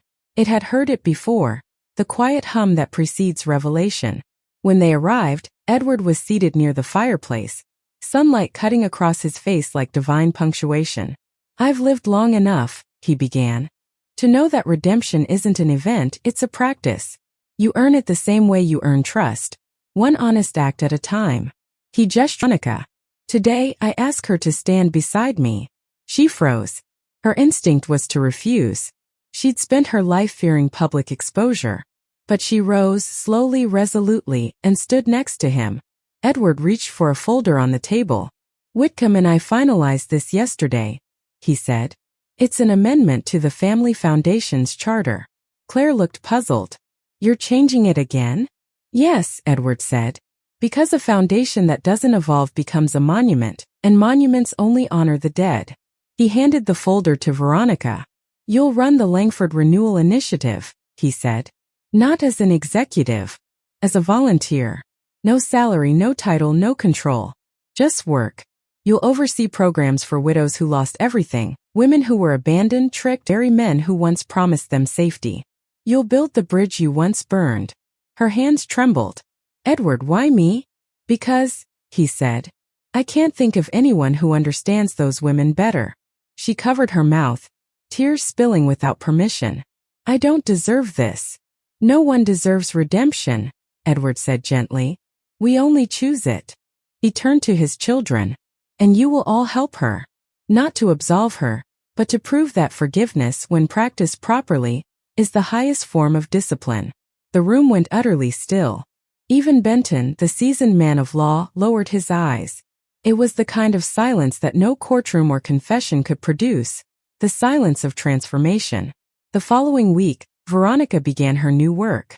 There were no press releases, no headlines. She met with women in small, bare rooms in the city, women whose eyes carried the same fear she'd once hidden behind pearls. She listened to their stories, the abused, the defrauded, the forgotten. For the first time she didn't talk, she heard. Her first initiative wasn't a campaign. It was a conversation, the table of second chances. Once a month she invited 12 women to dinner. No donors, no speeches. Just building. When Benton visited one of the sessions weeks later, he found her serving soup to a woman half her age and laughing softly, the kind of laughter that belongs to the healed, not the powerful. He returned home and told Edward, "You were right. She's learning." Edward smiled. "No. She's remembering." Spring arrived early that year. The house smelled of lilac and renewal. The younger children came home for break, Claire had been nominated for a humanitarian award she hadn't applied for. Thomas had been offered a position on an international trade council but turned it down. "There's enough power in staying home," he said simply. Edward spent more time outside now. He walked the garden paths with his cane, often stopping by the old bench near the lake, the same one where he had once watched his first wife's garden bloom. He'd talk to the air softly, as if she might still be there, listening from somewhere beyond the water. "Did you see?" he whispered one evening. "They finally learned to stop measuring love and inheritance." A breeze answered, a gentle one, enough to make the candle on the bench flicker once, then stand firm. That night after dinner, Edward asked Claire to play the piano. It had been years since the house had heard real music, not background melody that lived and breathed and reminded people why silence exists. She played an old piece his first wife used to love, Chopin's Raindrop Prelude. The notes fell like rain on marble. Veronica sat beside Edward, and when he began to cough, she reached for his hand. He didn't pull away. "I was so afraid of losing you," she whispered. "You didn't lose me," he said softly. "You lost your way. But you found it." When the final note faded, the room remained still for a long time. Even the fire seemed unwilling to crackle. Then Edward looked around the room, at every face, every story that had broken and reassembled itself under this roof. His eyes lingered on each of them as though engraving them into memory. "Do you see what we did?" he said finally. Thomas frowned. "What, father?" "We became a family again." A week later, the Langford Foundation released a quiet press statement. The Langford Renewal Initiative launches with its first set of programs for women and families rebuilding from loss. The project is led by volunteers and funded by the Foundation's Renewal Endowment. Its guiding principle is simple: redemption belongs to those who serve. There were no pictures, no gala, just one quote at the end from Edward Langford himself. "Forgiveness is not a reward for the guilty. It's a duty for the wise." The days grew slower after that. Edward tired easily, but his mind was clear. His body, no longer at war with itself, had become a messenger for peace. He spent his last journal entries writing not about wealth or business or success but about balance. "Everything worth keeping," one line read, "lives too much mercy and you lose your spine. Too much truth and you lose your heart." Another said, "A family that forgives but never learns is kind. A family that learns and forgives is eternal." Then came the evening that would mark the quiet crest of his life. The sky was pale rose, the lake reflecting it perfectly, heaven and earth holding hands. Edward sat outside, the entire family gathered around him. There was no fear, no sorrow, just presence. He turned to Veronica. "You gave me one last story worth telling," he said. She wept silently. "You gave me a soul worth keeping." He smiled.